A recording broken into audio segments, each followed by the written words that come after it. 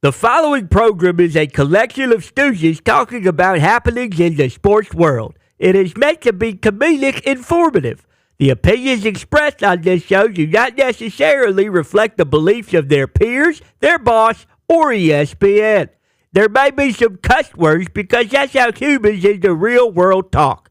If you are young, please seek permission before watching any further. Hey. What? Let's go! This show stinks, and the fact that you listen, we are very, very thankful for. McAfee on the line with a gorgeous assist. The all-time leading tackler for the Green Bay Packers. You pink! Stop! Damn it! Be a friend, tell a friend something nice could change their life.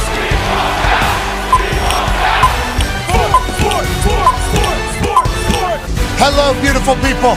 And welcome to our humble abode, the Thunderdome. On this, the Pacers are up 2-1 in the finals. This program begins now. Sports are happening all around us. And I don't know if you saw last night, and if you didn't, you missed out on an absolutely magnificent evening here in beautiful Indianapolis, Indiana. The Pacers are currently up 2-1 in the NBA Finals over the number one overall seed, Oklahoma City Thunder, who are a great, great ball club. Mm-hmm. SGA, what a talent. Yeah. Chet, Harvenstein, they're massive animals who are great at basketball. Love everything they're doing over there. Coach Daggs, super genius. Yeah, he is. Oklahoma City only lost 14 games all regular season. Holy hell.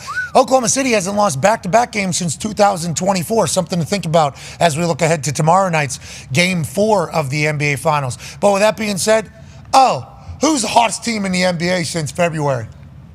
Who's the team that's been shown no respect? Who's the team that has been talked about being dog-walked in every single series of this playoff run? The Indiana Pacers put on a show last night in Gainbridge Fieldhouse in beautiful Indianapolis, Indiana. And it wasn't just the superstars. And that's what makes this Indiana Pacer team so damn great. All season long, since post-All-Star break, since they've got onto this run, it hasn't just been one player, hasn't been two players, hasn't been three players. It's been 6 to 7 different players showing up on different nights and doing their thing. Pascal Siakam was aggressive early. He said, I'm going to put this team on my back. I'm going to do my thing. Tyrese Halliburton started scoring. Obi Toppin was electrifying. And then whenever you think about Obi Toppin, you have to immediately think about the bench. The bench, how'd it do? TJ McConnell goes absolutely absurd. The young Yinzer just starts stealing inbound passes as if this was high school basketball and he was a varsity player taking on a junior varsity team. This is the NBA Finals. TJ McConnell was in their heads the entire night. And then let's talk about Ben Mathurin. Absolute beast, this guy. Has the ability, has the skill, has the dog mentality to take over any games. For us, he happens to come off the bench, which we're incredibly lucky for. He fits in perfectly, and whenever he gets rolling, everybody on the team understands, hey, Mathurin's hot right now. Let's go ahead and feed him. They're an unselfish team. They're a group of dogs, and Coach Carlisle has them running people out of the gym. Don't look now. Don't look now. Last year, during the playoff run, Pacers playing all hurt teams, remember? Mm-hmm. Everybody gets hurt. Well, they wouldn't. Well, they wouldn't. Then this year, they wouldn't. Do you think there's a chance that the Pacers are in better shape than you? And the reason why your team potentially gets hurt is because the Pacers are going to run you out of the gym. Oklahoma City has a lot of depth. Oklahoma City, obviously in incredible shape. Oklahoma City also not going for a lot of offensive rebounds. Watching live, you see a guy shoot, and they're just banking on that falling as three guys fall back so that they don't get caught in transition, which is what the Pacers have been doing to every other team. But if you look late in that fourth quarter, I think there was even a shot of SGA with his hands on his knees. The pace that the Pacers set is tiring. It is exhausting. I don't know how many bodies can keep up with it. To be honest, I don't know how the hell the Pacers are able to do what they do if you watch their games. They are running. It is gassers for 4 quarters for NBA basketball, and they've done it all season long, and I think there's a chance Oklahoma City's getting a little winded. I think there's a chance. We've seen it with the Knicks. We've seen it with the Cavs. We've seen it with the Bucks. You go last year to the playoff series, everybody but the Celtics. Yeah. And in that Celtics Eastern Conference Finals series, the Pacers were up 3 out of those 4 of those games. I think the Pacers thought they should have probably won 2 or 3 of those games. Instead, they get swept 4-0. Take that lesson into the offseason. Coach Carlisle told us that his main conversation with the boys this offseason was like, hey, we need to be in better shape. than everybody. And they are. They're a fun team to watch. They're a scrappy team. And these finals games have been electrifying. And it's a battle. Obviously, the two best teams in the NBA. And I liked Adam Silver chit-chatting about how our finals games, everybody's comparing the numbers to what they used to be when more people were watching linear television. Everybody's talking about how the numbers are down. Well, back in the day, they wouldn't even be the number one thing on television that night. Now, NBA Finals games are clearly the number one thing on television. They're outrating everything else other than sports that are taking place. We're in a transition era of linear and digital and social and everything else that's taking place. It's like the world is interested in this particular series because of how great the basketball is. Even though the numbers linear-wise aren't as big, I guess, as it used to be, Adam Silver's like, we're in a great spot for where the current world is of entertainment. And if you watch this team, you can't help but be entertained. Tyrese Halliburton, back, aggressive, love it. Pascal Siakam, he's got a wingspan of maybe 8 feet. Yeah. He tried to take off from the foul line on like 2 dudes last night. Miles Turner also tried to do that. Now, granted, it did not work out as well for Miles, but on defensive end, Miles Turner becomes the all-time leader in blocks in the history of the Pacers. It's like this team is fun. The Pacers team is ready to win, and a lot of people thought OKC was going to maybe get a gentleman's sweep after giving up game number 1. It feels like now there's a little bit of a tide turning that maybe this Pacers team is for real. All they got to do is make it to the Eastern Conference Finals last year, make it to the finals this year, have a lead in the finals this year, and people, maybe. Hold on. Maybe they're not bad at basketball. Think about all the storylines around the NBA all year. All the superstars that have been talked about around the NBA all year. Not one of them was an Indiana Pacer. No. Not one of them was about any of our superstars, which we have many. And not one of them was about a team that's up in the NBA Finals right now, 2-1. Our city is abuzz. Last night was electrifying. I couldn't even sleep after the game last night. I was up till like 3 a.m. just thinking about how electric Gainbridge was and then how awesome our city is going to be today, going into the weekend. And then let's not even start thinking about it. Yeah, don't start thinking about it. Don't start thinking about it. There's no point. Don't do it. I did last night as well. Don't start thinking about it, though. Let's go to the Talks Table at Boston Connor and at Ty Schmidt. Con man, obviously the Celtics have the most titles in the NBA's history. Yeah. You've obviously experienced a parade or two because of the Celtics, and also because of the Patriots and the Red Sox. I get it. Okay? But Bruins. But here in the Bruins, certainly, it seems like those are long gone. Long gone. Yeah, Marshawn's still doing it for you guys, though. Yeah, so don't worry about it. First. But whenever you think about, like, parades, the Indiana Pacers have never won. Never. This is a state of basketball, a city of basketball, a city that loves this Pacers team. This Pacers team represents the city of Indianapolis, have never won. Now we're 2 wins away from it. It's hard not to get electrified. It's hard not to get excited about it. I think that's where Indianapolis is right now. Yeah, and it's impossible to put into words, like the parades that I have been able to experience with New England sports teams, what it really means for some of these people. Like just the 25 years since the Pacers have been to the finals. Think about, some kids have just never, who are 25, 24 years old. This is the first time they're experiencing it. Think about the dudes who are 50, 55. I mean, there was a tweet during the Knicks series of, Ron from Fishers, Indiana, sitting next to Timothy Chalamet, clapping for the team. That guy probably lives and dies with the Pacers. His kids got him tickets or something. Bingo, yeah. And they just so happen to be right next to Timothy Chalamet, and he's in every single photo. Yeah. It's like, that's our dad sitting next to Timothy Chalamet, lifelong Pacers fan. We got him tickets as a gift because of how much he loves it. Just so happened to be right next to the next biggest movie star on earth at this game. It's like the city is loving. Yeah, the city, the state. I mean, the crowd last night. I was joking around during the program yesterday saying these Pacers fans are pretty quiet. The crowd last night was unbelievable. After you cut your promo, they went on a 16-7 run. But immediately after your promo as well, they played "Welcome to the Jungle," and that just kind of whole place sang. Whole place was going nuts, and that was perfect. I actually went to the bathroom after that little run they went on, and you could hear the crowd from the bathroom. That's how impressive it was. Very proud of all those people. But when it comes to the parades, I really can't even. And Ty said it. Don't even think about it. Don't even think about it. And I agree. Pacers aren't thinking about it. Yeah, I know they. I'm thinking about it. Coach, I'm thinking about it. Yeah, I mean, it is what it is. Yeah, Ty. A lot of people are saying you had maybe 9 to 10 Jack and Cokes last night because I saw you reenact. Yeah, I posted you reenacting Matherins.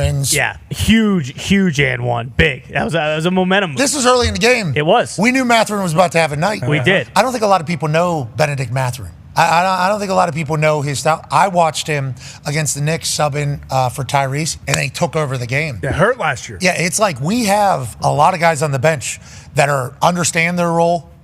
I think they appreciate their role. And whenever they get in, they get their opportunity, they take over. The bench won the game last night, by far. Now, Tyrese 1 rebound away from a triple-double. Yeah. Yeah, that was a hee-hee Big time. to everybody, Yeah. I think, from Tyrese Halliburton. And that dunk, whenever he stands over the ball, I thought there's a lot of people calling for like a delay of game because the Oklahoma City Thunder were nowhere. Yeah, they're way back. They were nowhere near the entirety. It was like that place, the roof blew off a few different times. Thank you to the Pacers for allowing me to have a microphone. Once again, expensive suite. Sure. Did not Quasi expect- suite. Was it a suite? Yeah. They created a suite for us to be in. That's very kind of them. It was sweet. Put up drapes, charge us suite prices for sure. Had a great night with the entire team, obviously. And then they go, hey, will you do the thing? And I'm like, sure. What an honor. NBA Finals. So you have to think what you're going to think about. There was a small OKC contingency over to our left. And they were rather loud. Yeah. And I thought to myself, like, they are a passionate bunch over there. And you watch on TV in Oklahoma City, their fans are a part of the game. Coach Carlisle's come out and been like, hey, this fan base is a part of the game.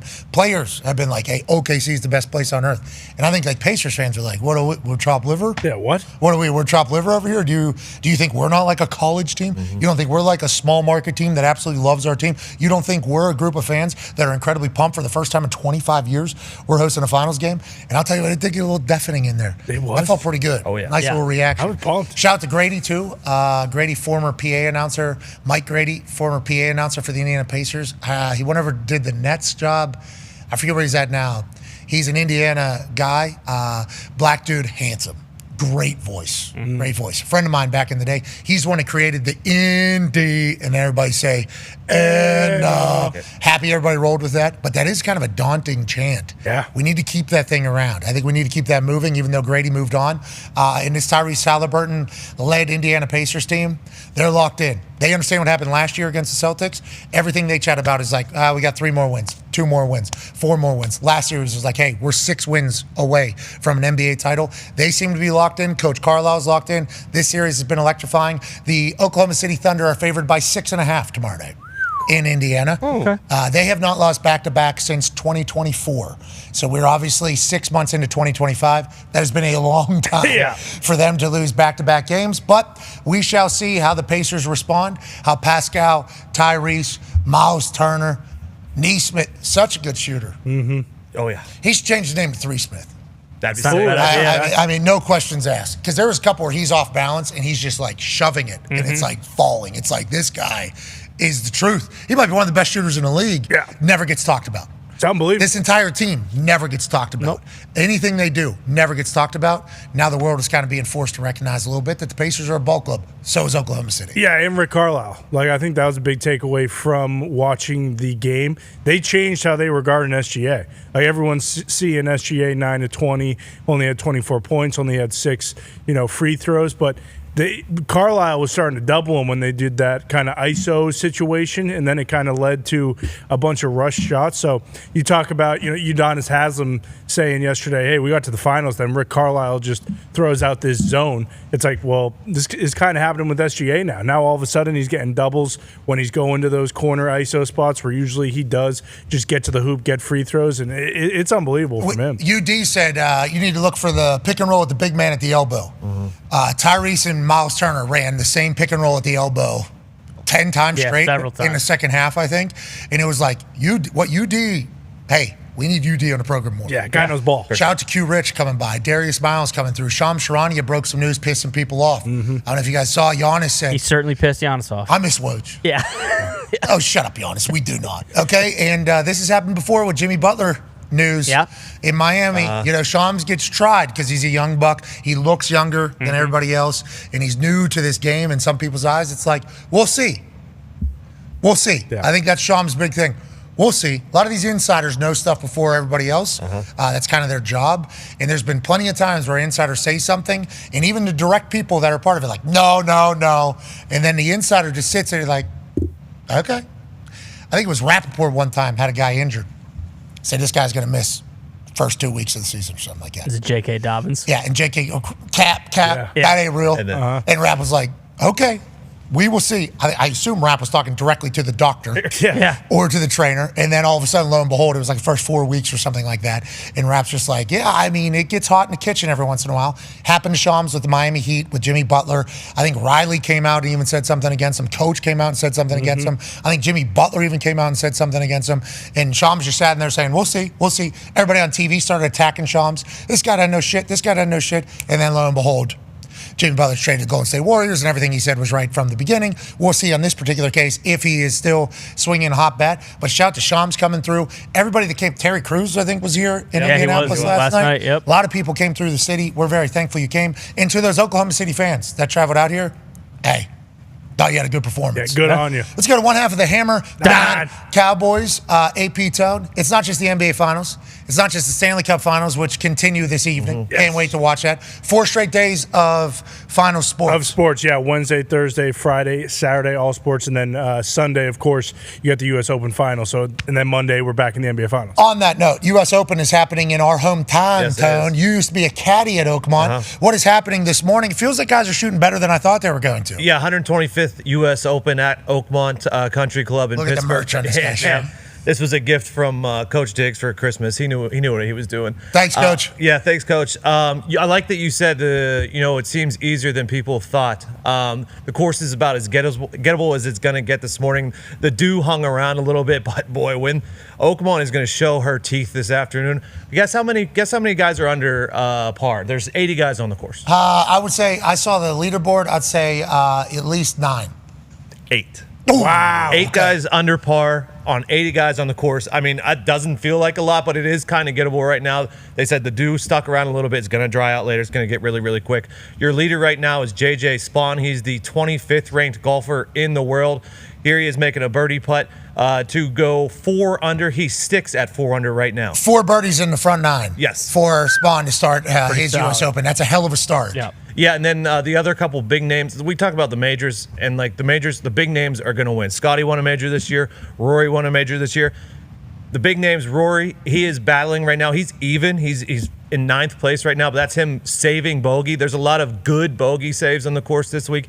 He saved bogey there to stay into the top 10. And then Bryson, who's also the other big name on the course, who won the U.S. Open last year. This is him also with a huge bogey save. He misses that. That goes 10 feet past the hole.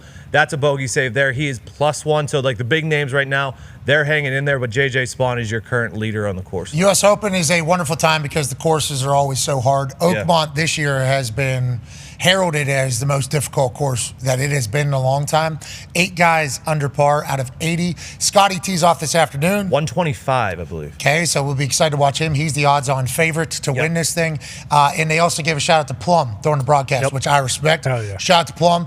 It's where the ballers ball and the players play. It's where the ballers ball, the players play. I showed the boys Oakmont East was on the broadcast earlier, which is all in Plum. 90% of the course is in Plum, but the clubhouse sits in Oakmont. That's why it's Oakmont Country Club. Yeah, and Tarico, he mentioned Plum. Let's make sure we're putting over Plum Burrow. All Mustangs here. He said Okay, Rudy Subs, Mustang. Let's make sure we're acknowledging Plum as the place that's holding it down. Sure. Yeah. Oakmont is a beautiful little town. Beautiful look. Beautiful little town. Used to have a great time down there, to be honest. Oakmont, sweet. A lot of great bars. They got a nice little strip. Beautiful, beautiful setup down there in Oakmont. With that being said, everybody that's Oakmont usually hangs out with people from Plum, and Plum will hold down the grittiness. That Oakmont course is trying to be like it's from Plum. Sure. It's trying to be tough. We shall see how it holds up all weekend. Thank you for the update. Speaking of an update, I learned a lot about my business this morning in another article, which has been a great news. Seems like that happens all the time. I don't know if it's just normal, par for the course. I guess it's just life these days. There's so many of them, it's hard to keep track of.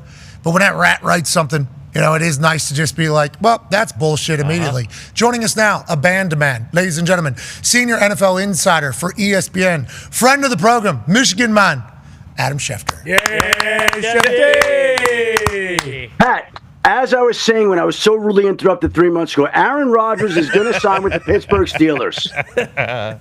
You're on top of it, Schefter. You're on top of it. Great to see you. Hope your offseason is going swimmingly. Let's talk about some of the news that has certainly happened around the NFL. Aaron Rodgers officially with the Pittsburgh Steelers. TJ Watt's contract, I guess, would be next. What are you hearing out of Pittsburgh, and what are the vibes like with the trigger man number 8 in town?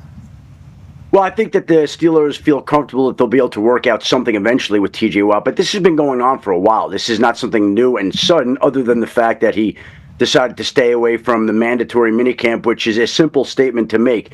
It cost players about $107,000 to make that statement, and when they put that into the collective bargaining agreement in the most recent CBA, it seemed like a lot of money, but when you're talking about upwards of $30+ million a year, $107,000 is really a small pittance for these guys at this point in time. And sometimes they feel like it's more important to make a statement to the team about how they feel than it is to show up and avoid being fined. James Cook, who's still on that rookie deal, he has to go in because he can't afford the fines and he wants that money. These guys have made money and they're going to make a lot more money. And so they could afford to stay away, whether it's J.J. Watt or Trey Hendrickson or even Terry McLaurin. They can afford that $107,000. Tougher for a guy like James Cook, but I think Pittsburgh and TJ Watt will figure out a way to get it done and then get him in the fold. And whoever would have thought that on the very first day that Aaron Rodgers would practice with the Steelers, that he wouldn't even be the biggest headline. It would be the absence of the heart and soul of that team, TJ Watt. TJ Watt, last player introduced when a defense is introduced for Pittsburgh Steelers home games, obviously a pillar.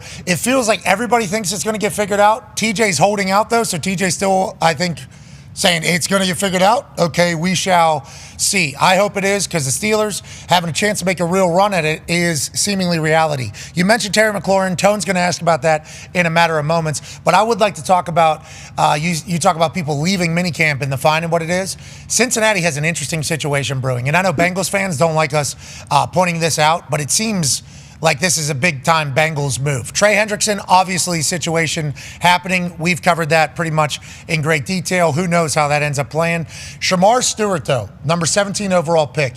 Whenever we heard him talk for the first time and he said, like, yeah, the numbers weren't right for me or whatever, it's like, okay, dude, you're a rookie. Shut up. Just show up. That was my first reaction.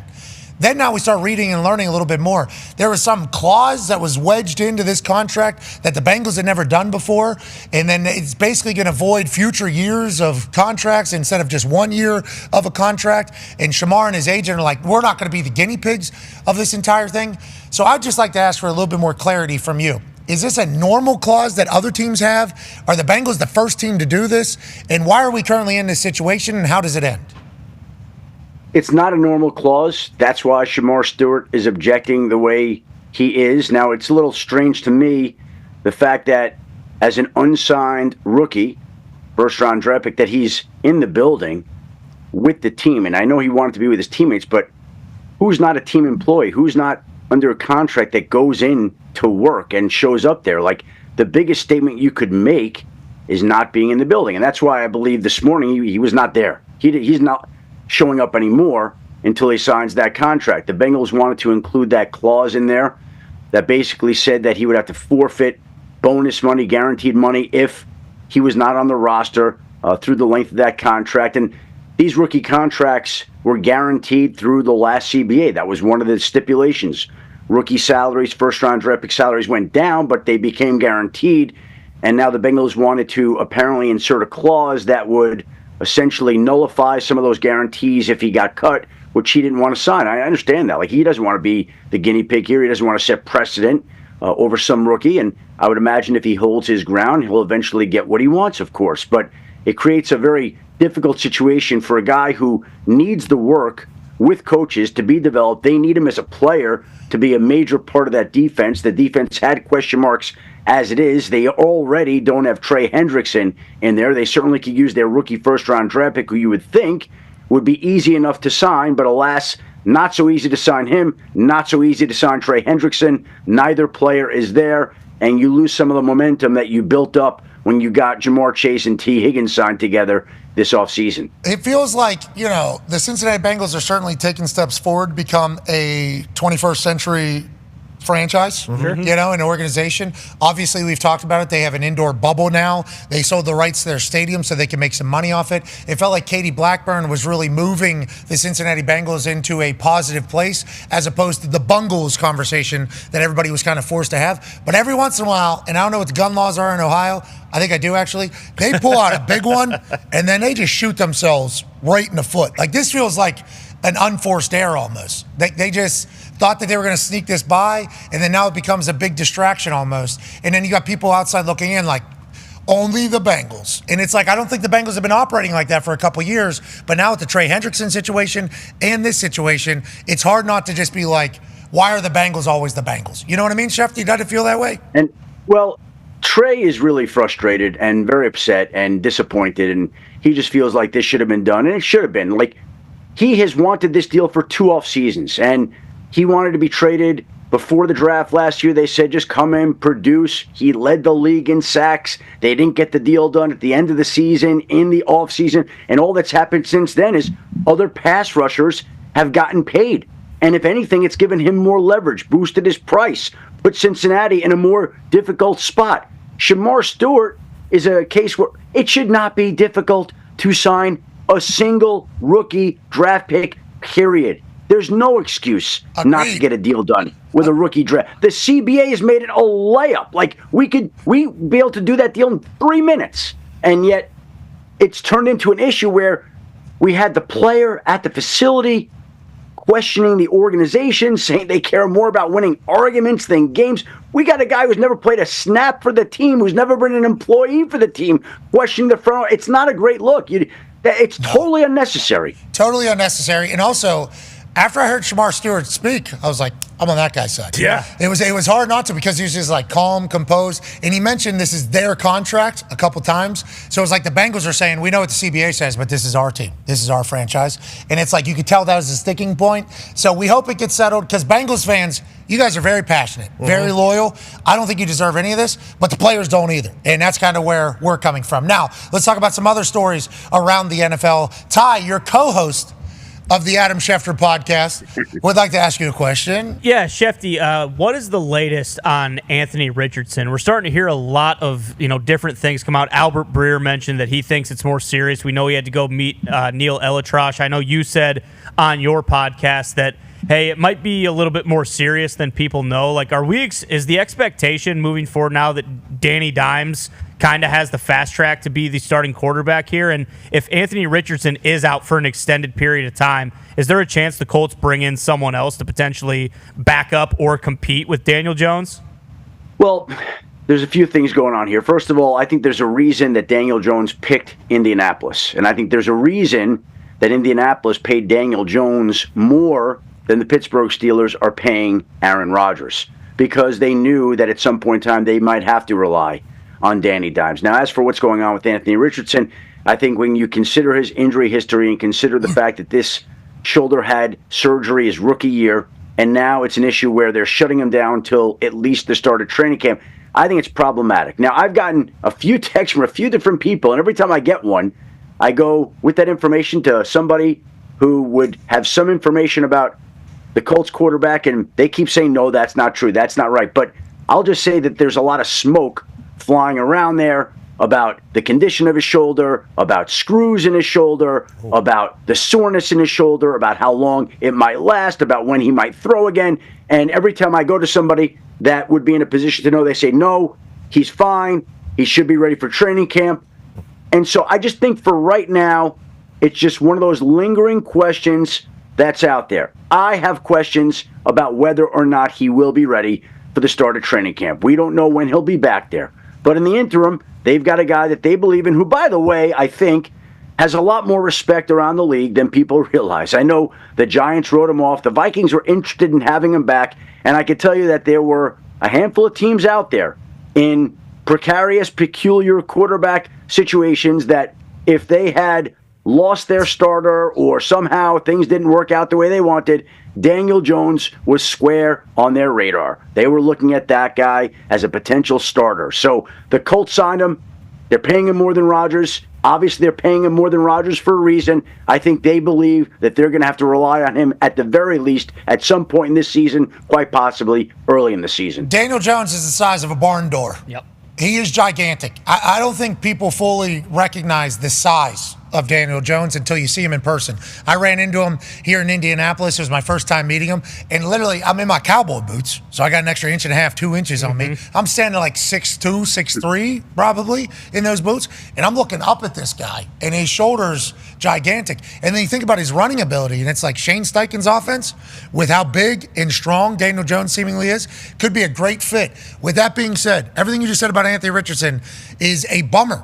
Like, legitimately a bummer. I've obviously been pretty outspoken about how this has all gone thus far, how Anthony Richardson has operated as a professional quarterback for the Indianapolis Colts in the past. But then I'm reminded how young he is and how much development was required whenever he got drafted after only playing like 5 games in college or something like that. So there's like a development thing that is needed for Anthony Richardson. But if you're not healthy and you can't take reps, you can't develop. And it seems like that has kind of been the carousel that we've been on here, because we see all these highlights, like the upside of AR. Outrageous. It is outrageous. You're talking about maybe one of the most physically gifted quarterbacks in the history of the NFL, which is why I think everybody holds on hope that are Anthony Richardson fans.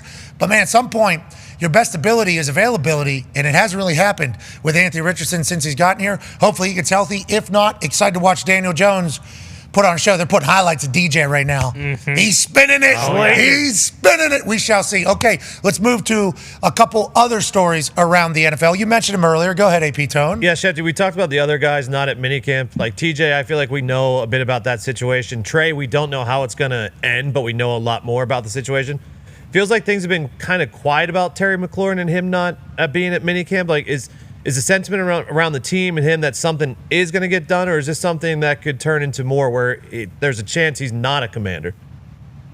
Look, I think that there are various vantage points in any situation like this. There's the player side, there's the team side, and the truth is probably somewhere in the middle. And I think the team feels like it's going to get something done with Terry McLaurin. I think Terry McLaurin clearly is frustrated with where talks are at, because not only did he not show up for the mandatory minicamp, but he hasn't participated in any of the team's offseason activities. He's been a no-show for that. And here's a guy that is immensely respected, widely beloved within that organization and city. He has been the face of that franchise until Jaden Daniels came in and essentially took that crown, but elevated the play of Terry McLaurin. When you look at his numbers, they're as good as most any receiver around the league. We've seen huge deals given out this offseason. T. Higgins and Jamar Chase in Cincinnati, DK Metcalf in Pittsburgh. And so with the numbers that he's put up, with what he means to that team, that community, that city, Terry McLaurin is obviously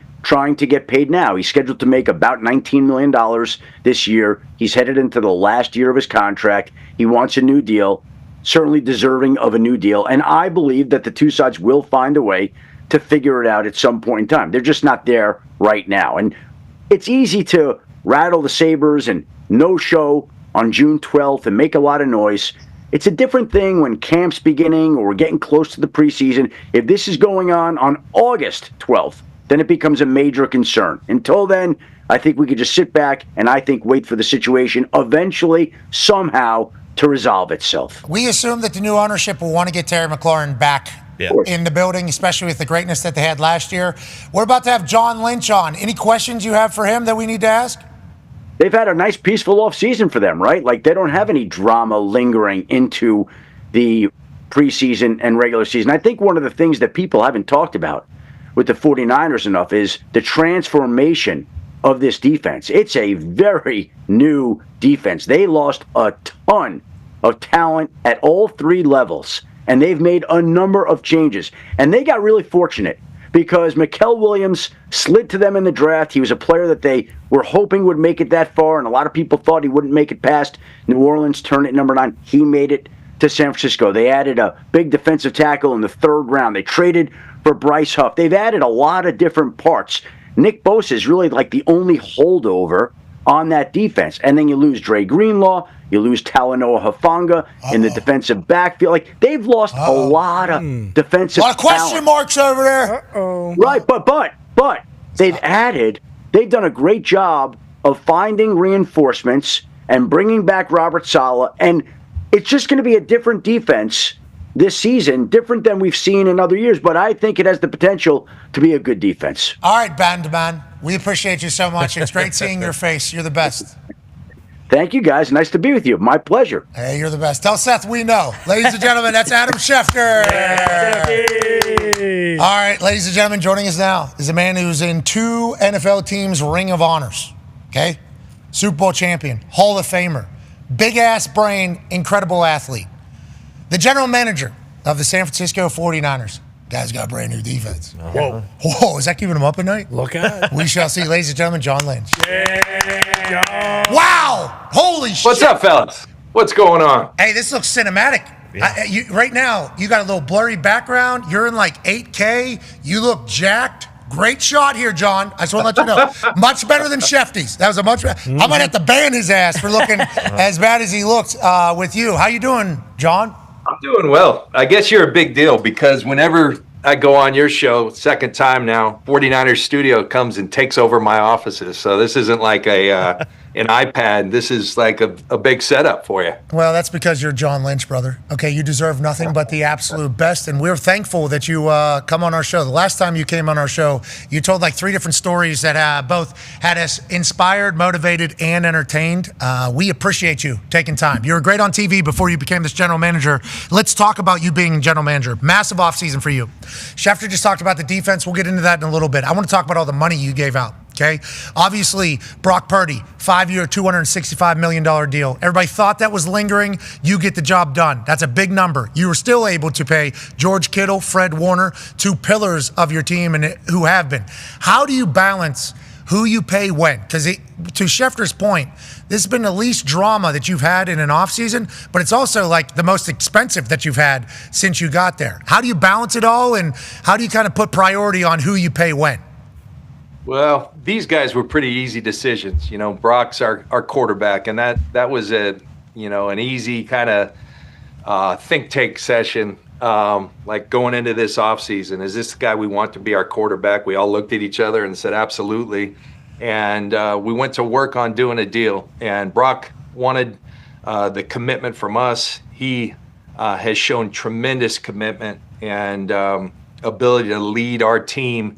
And so it was too much like right, as they say, and we had to get it done. So we did. We were also able to get 2 of our franchise's best players ever, and that's saying something here with the Niners, with Kittle and Fred Warner. Shefty said Bosa's the only holdover on our defense. I think Fred Warner would have a little beef. Hey, I'll ban him. But Shefty is on everything, but I know he's got a lot to cover. But Fred, those 2 guys, one we got in the 5th round from Iowa back in our first draft, and in our second draft, Fred Warner came in here, 3rd round pick from BYU, and they've really kind of been the standard for who we want to be as a team. And so to be able to lock those guys up, our 3rd contracts with them was a big deal for us. And so really excited with the work we got done this offseason. You know, in order to get guys done like that and pay them the way we did have to go through a little bit of a transformation. We've had pedal to the metal since we've been here, paying a lot of great players, and that's a good problem to have. Sometimes if I ever complain, I try not to too much. Some other GMs will say, well, I'd love to have your issues. You know, you've got a lot of great players, and we've been able to do that. And but these were core guys. Prior to that, though, in free agency, we watched, a record number in terms of finances of free agents leave here. And that's a hard thing because we've always been adders during free agency, but, you can't pay everyone. And so to be able to pay this core, to be able to pay our quarterback, we had to watch some really good players go. Fortunately, we had 11 draft picks, and it also coincided, you can't get old as a team. And so we had to let some guys we really loved, and we had to get younger. And I think with the 11 draft choices, there's going to be a ton of opportunity for those young players to show who they are. And we like it right now. I always tell folks, ask me in a couple of years and we'll tell you how we did. But we like what we were able to do on draft day and infuse some youth onto this roster of core players, future Hall of Famers and such, and see what we can get done this year. You talk about other GMs saying they'd love to have your problems. There's been other teams, obviously, that have had great success for a long time that have to rebuild their roster. You pay the top end, then you need young guys to hit. The draft is vital in those teams' success. You look at the Patriots for a long time. Obviously, they had to turn over the team a bunch. The Buffalo Bills have had to do this with their team. The Kansas City Chiefs have had to do this. You guys are obviously having to do this seemingly year in, year out. What is it like whenever you go into a draft? Like, obviously you say, ask me in a couple of years if this was a good hit or not, but you're going to need these young guys to show up with the way you're paying a quarterback. Like, that is just a matter of fact. When you're looking at guys to pick them, what is the biggest takeaway? Is it their love of ball? Is it their production? What is your big, kind of point of emphasis whenever you're trying to build or add somebody to your culture? Yeah. First of all, I tell you that, like, in this job, people ask me, what's your favorite deal? And I think game day, even though I can't do a damn thing, I just kind of say, let's go, boys. Have at them. So I love watching our guys compete, but the draft would be second. And I think the reason why is because our entire organization comes together for the draft. And when you're talking, personnel, coaching, R&D, analytics, the chefs who are feeding us, like, everybody comes together and we all know how important the draft. It's the lifeblood of your organization, and so it's really a cool, and it's a good question. What is like at the top of the list in terms of what is a 49er? Who do we want to be 49ers? It's really interesting. Something I find every year. I challenge our R&D guys, our data. The whole world's about data right now. What's the data say? What translates into a 49er better than anything? And it's really who these guys are as people. All these guys, we always say they got to be in the club athletically in terms of a football player. I think we've gone to great lengths to define what we want at each position, but it's their intangibles. Who are they as people? Because as you know, Pat, like, the NFL seasons, they're long, they're hard. Nothing about this game is easy. So it's the people that can endure the times when they're going to get tough, the practices when they're going to get tough. Do we do 2-a-days and all that anymore? Do we go 6-week training camps? No, but it's still a tough sport. It's uncomfortable.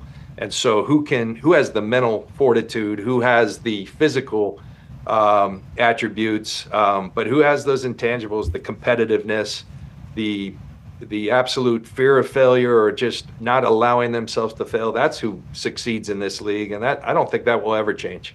You talk about the season being long. It's Groundhog's Day too, So it's like, who can wake up every day as if it's the first day? Mm-hmm. Like, that mentality is a big deal. Being a good locker room guy is a massive ordeal. That's why, like, obviously we love Fred. He's been on our show a couple times and has lit it up every time. But George Kittle feels like the perfect, like, locker room guy. His energy is somehow always at 100. He's always positive. I saw him at WrestleMania. I think it was a few days before you guys got the deal done. He looked more jacked than ever. And I told him that. I was like, you look like you're, oh yeah. I'm in great shape right now. I think your entire team understands that last year wasn't what your guys' standard is. Last year was an anomaly as opposed to the regular. And I think last year, the expectations of your team changed like 4 days before the season started.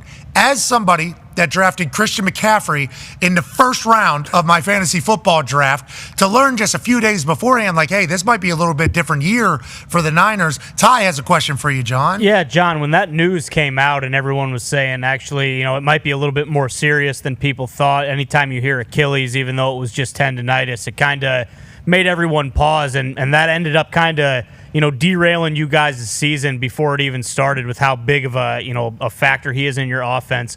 How's his health going into this year? What have you seen from him, and do you expect to have the Christian McCaffrey of old back this year? We do, and that's really good news for us. I remember when we started looking at Christian as a trade target. And Kyle and I was letting him coach the team, but I would go down there every now and then, usually when we were traveling, and saying, hey, I think we might have an opportunity. We're going to have to stretch. We're going to have to give a lot, but he's worthy of that. Like, what do you think? And I remember the thing Kyle said. He said, this guy can unlock our offense. And, like, what's that mean? Well, it means that Christian running the ball, you see him here. He can bust the long ones. He can get the gritty, tough yards. But then in the pass game, That's where he is not just a runner, he's a difference maker. And if he's not getting the ball, he's attracting attention. When Christian McCaffrey's on a check down, the linebackers aren't going to get quite as deep. Well, what's that do? That opens it up behind for guys like Aiyuk and Kittle.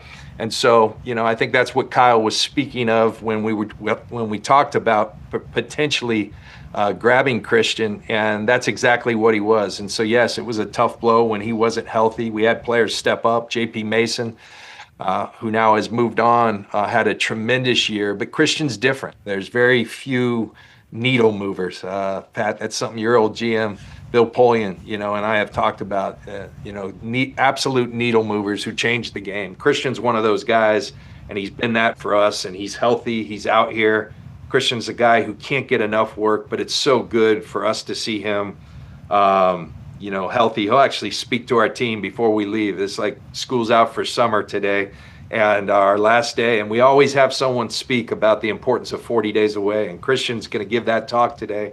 And I think there's no one better because the way he attacks it. Kyle says he's like a walk-on who's like one of the most talented players in our league, but he's got that walk-on mentality. His dad was the same way. I played with his dad in college back when I was a quarterback, throwing passes to Eddie McCaffrey, the wide receiver, and his dad was very much the same way. They're maniacal in their work ethic, and I'm talking about Christian a lot because he's an easy guy to talk about. Yeah, absolutely. And how easy he is to talk about is how mind blown we were that he wasn't going to be playing. It was like, wait a second, the whole NFL took a hit whenever it was like Christian McCaffrey is not going to be as present as he has been in the past. You just said he's healthy, he's out here, he's feeling good?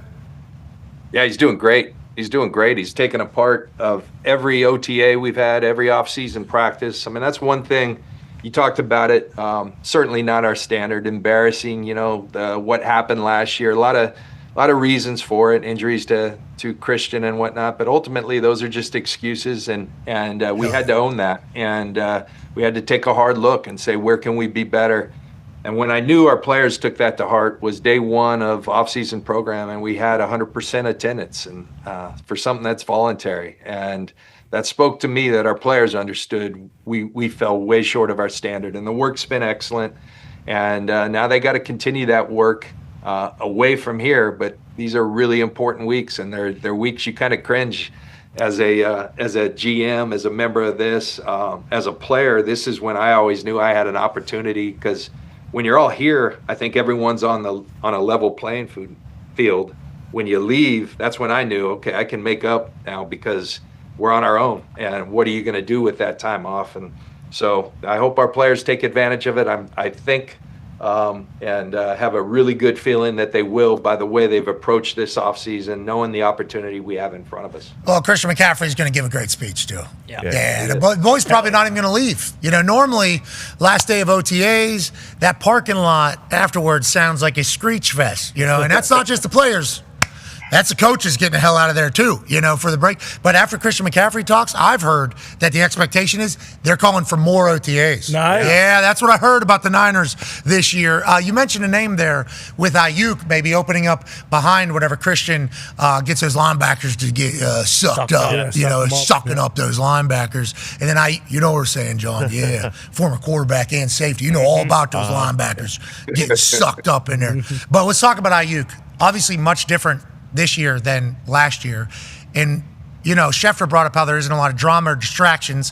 Felt like that one was loud last year, and I think you would probably even admit that. I think with the way it was being covered, with the way showing up at practice, the way things were going, seemingly leaving, this wasn't going to work out. It was loud. How is that relationship now? And how do you view that time looking back on it with Aiyuk? Relationship's good. Brandon's been here. He had a tough injury. He everyone saw that play against Kansas City. It was crushing for us because Brandon's such a big part of who we are.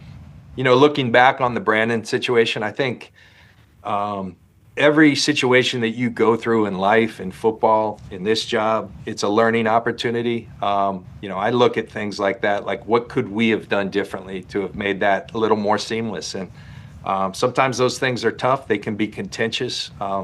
There's things that I learned that would we have done some things differently? And I think Brandon and I have had these conversations that are there things he would have done differently? Absolutely. But one thing I think in families, you have little spats and then you give a big hug at the end and you work together. And that's where we're at. And Brandon's doing a tremendous job coming back. These guys that are incredibly skilled athletes, they tend to heal a lot faster. And it's kind of incredible how well he's healing. And, he's putting in the work. We're proud of Brandon, and we're looking forward to him being part of this team moving forward. We made a big investment in him. We're proud to have him part of our franchise and, looking for big things from him. And we're going to let him get right and, before we get him back on that field. But he's an important part of this team. Yeah, him still being there is obviously great for Brock Purdy. Whenever you talk about weapons, you lost a weapon of yours that you've had for a long time. Go ahead, Con Man. Yeah, John, how's the relationship with Kyle Shanahan going since you traded Deebo Samuel and drafted 3 defensive players in the first 3 rounds? Is that something you guys have kind of gone back and forth about? And how has that been this offseason? Well, Deebo was special to all of us. You talk about the draft and a great draft choice. I mean, Deebo's been that guy for us, and things happen, and Deebo's in a great place in Washington. I think he's going to thrive there. As for picking the 3 defensive players, Kyle was right on board. I promise you. That's one cool thing about Kyle since we've been here. Everyone would think the guy that calls the offensive plays. He's also the head coach of this team, and he knows. I think that's one thing we really bond on. And I think it goes back to our roots. I obviously played, and in Tampa for Monty Kiffin, Dungy, all that group, and then Gruden in Tampa. Well, Kyle's first job in the NFL was in Tampa, and he was on the offensive side of the ball. But I think spent most of his time with Monty Kiffin, Lovie Smith, Rod Marinelli. Mike Tomlin, that whole group. And so a lot of our beliefs on football and how you succeed, how you win, were kind of probably formed through there. I also played for his dad. So we got a lot of similar beliefs, and we challenge each other and try to put the best team out there. But Kyle was on board on those defensive players, and we're fired up about those guys. How about that staff you just mentioned down there in Tampa? Absolutely absurd. And also, anytime there's something that's Tampa 2, that place is known for phenomenal defense. Feels like that's coming back in the world that we're in. High shell, Tampa 2, seemingly the time is a flat circle in this entire football world. I love that you guys focus on defense so much, because that was my big takeaway whenever I watch you guys play Seattle. It's like your defense flies around, flies to the ball. Now, obviously, you being one of the leaders of the team, we would expect that because of your expectations and everything like that. But the players are bought in, and it feels like your defensive coordinator spot is one that is highly regarded. And you got a familiar face back in the building. Go ahead, Tone. Yeah, John, does it make it easier for you and Coach to draft those young defenders when you know that Coach Saleh is going to be back running the defense, and it's someone that you're super familiar with and have had a lot of success with? So when you draft those guys that you know they're going to be coached right? Absolutely. Robert was a big part of this thing. I'll never forget when Kyle and I were first putting this thing together. Kyle was still coaching, and we had a good idea. He was going to be our guy here in San Francisco. And whoa, sounds like some tampering. Kyle, asked me, hey, could you meet with this guy, Robert Saleh? I think he's got the goods to be a defensive coordinator. They were QCs together at Houston. And I remember Robert came down to my house in San Diego. Linda Lynch, my wife, went and bought a grease board from Staples or something so that I could interview him and he could draw some stuff up. And we sat there for like 3 hours in San Diego. I remember his bald head sweating.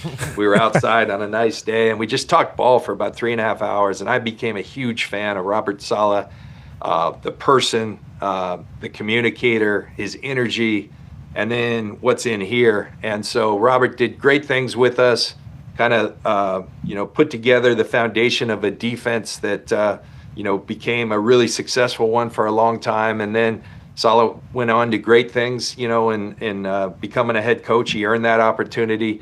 And, to come back and have the opportunity to bring him back in the fold was huge for us. And it's been a big lift to our building. We got to get back to being a force to be reckoned with on the defensive side of the football. We slid a little bit last year. We got to get that back. We're intent on doing that, and Robert's a big part of that. Okay, what does the next 40 days look like for you as you head into training camp? Hayes in the barn, or are you still? There's a lot of free agents still out there. Yeah, ton of them. A lot of free agents out there. What does it look like for you over this break, if you will? Well, I'm going to go listen to Christian McCaffrey, get a little inspiration, and then we do a team barbecue. But I think I love that. Hopefully, I love that. I don't know how many people do that, because literally everybody's trying to get out of the building on those last days. We always close it out. This has been a tradition since we've been here. We get bouncies and stuff for the young kids. Nice. We serve some adult beverages, make sure everybody's got a good, safe ride home. But it's a good way to kind of send people their own way. And we always close it. We've had Jerry Rice. We've had Fred Warner. I spoke one year on the importance of the 40. We don't call it 40 days off. We call it 40 days away, because you better be working. And smart. It's a critical time. So, you're always trying to get better as an organization. But you do know the commitment that comes with these seasons. So you have to mentally get away a little bit. And so I think sometimes just to remove yourself. We're San Diego folks, so we'll get down there, see my parents and my in-laws and a bunch of friends down there and see our kids as much as we can and get ready to come back here in this season and get back to our standard here in San Francisco. Enjoy it all. We can't wait to watch. Are you a Peloton guy? Do you run? What do you do? You look jocked right now. You look very jocked. Yeah, I'm struggling, Pat, because I've always been a runner. That's I've enjoyed distance like since I retired, and this was the year. 53 years old, my knee just said not anymore, and I always had good knees, and my knee said not anymore. So little pickleball. I got back on the Peloton because I can't run, and been lifting more because I can't run. So. Maybe we're bulk season, John Lynch. Maybe you come out there bulk. How's the pickleball? We got pretty good touch on that thing. We work in the kitchen. I like pickleball. My wife was a tennis player, so I get humiliated in tennis, but pickleball is like an equalizer. You can compete in pickleball, and it's fun. Yeah, it's a little bigger ping pong. Yeah, it's a little bigger ping pong. I feel like the tennis people have you because they're fundamentals, their serves. You got no chance. The serves are going to beat you every single time. Yeah, I mean, they're beating you regardless. It's like whenever you go golf with somebody that played high school golf. It's like they know what they're doing. You do not. Pickleball is a great equalizer because your athleticism can kind of make up for it, I assume you feel. Yeah, I still get whooped, but I can compete. And that's what it's all about. That's what it's all about. Man. Yeah. All right, I'll see you on the Peloton this offseason, on the 40 days away. Right. I'm going to get in there. I'm getting a little fat. I've been in bulking season for 10 years. I need to maybe tighten it up a little bit. New standard in town, and I can't wait to watch you guys get back to your standard. You're the man. Thank you for the time, John. Yeah, good being with you guys. All right. Please tell everybody we said hello over there. Ladies and gentlemen, General Manager of the San Francisco 49ers, John Lynch. Yeah, John. 2 Ring of Honors. Yep. It's awesome. Pretty good. Yeah, legendary. 2 franchises like, we would like to, we'd like people forever to know that he was a member of our team. He might be in a third eventually. Yeah, probably the Niners. For sure. Yeah. Stanford brain, too. His wife's a tennis player. I bet you she was beating his ass. Yeah. He was so mad. Probably broken. He's like super calm there, and he is like intellect, but you don't get into the Hall of Fame, Super Bowl champion, 2 Ring of Honors without being a freak. Yeah. Competitive, Without destroyed some rackets. We're taking these things off the ground. Yeah. I assume. I just can't return a serve. I don't know what the fuck I'm supposed to do. McEnroe. Is there a different version of this thing? Pickleball. Babe. Let's do it. He's just staying up at this. Yeah. Those shoes would look pretty good on a pickleball. Oh, you talking about the gold Halleys? That's what we're looking for. Yeah. These are Larry O'Brien gold, bub. That's right. All right, be a friend, tell a friend something nice about changing their life. We're back on the other side. We got Liam Coen. Ooh. Okay. Yeah, and Henrik Lundqvist. Okay. And AJ Hawk. We'll see you then. He's saying don't go off the top, it's too shallow.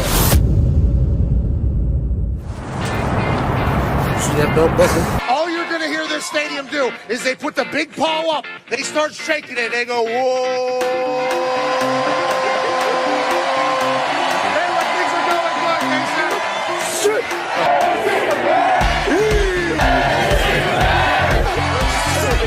Yeah, he loves the defensive side of the ball. He said yesterday to me that this is a blue-collar team. They win it on special teams. They have 5 block kicks this season. The defensive side of the ball, Lynch leads the Big 12 in sacks. But also on the offensive side, Denzel Mims is an absolute animal. He is a weapon. Charlie Brewer, the quarterback from Lake Travis. His dad was a quarterback in Texas. Yeah. His grandpa was a quarterback in Texas. And the people here in Waco just so happen to get a chance to see Charlie Brewer on a daily basis. Hey.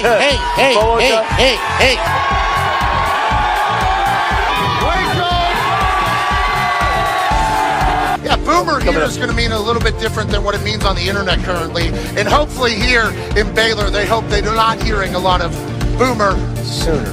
Everybody wants to be a punter, including quarterbacks. If I was a quarterback, I'd want to be a punter as well. 0 yards on that punt. That's an embarrassing situation. The Dak dance that gets on national television has led to a lot of losses, but you got to respect the hips being able to What sign am I going to make for college game day? Well, I want to make something creative. I want to make something fun. No, to hell with it. I don't like OU. It's so thick. Look how thick that thing is.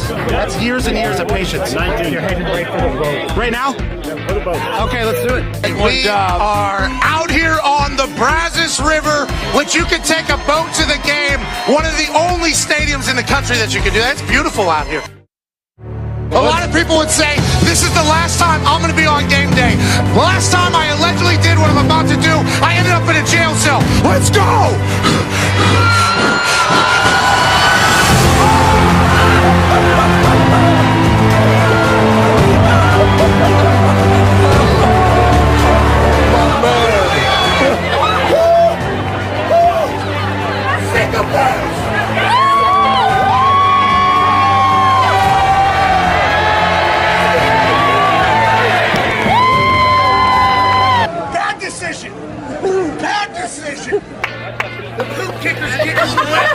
A lot higher than I thought. You look like Ric Flair.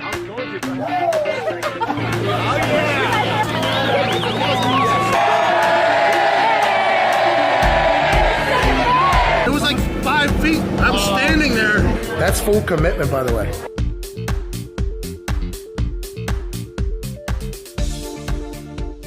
The following program is a collection of stooges talking about happenings in the sports world. It is meant to be comedic informative. The opinions expressed on this show do not necessarily reflect the beliefs of their peers, their boss, or ESPN. There may be some cuss words because that's how humans in the real world talk. If you are young, please seek permission before watching any further. Hey. Why? Let's go. This show stinks, and the fact that you listen, we are very, very thankful for. McAfee on the line with a gorgeous assist. The all-time leading tackler for the Green Bay Packers. You pink. Damn it! Be a friend, tell a friend something nice could change their life.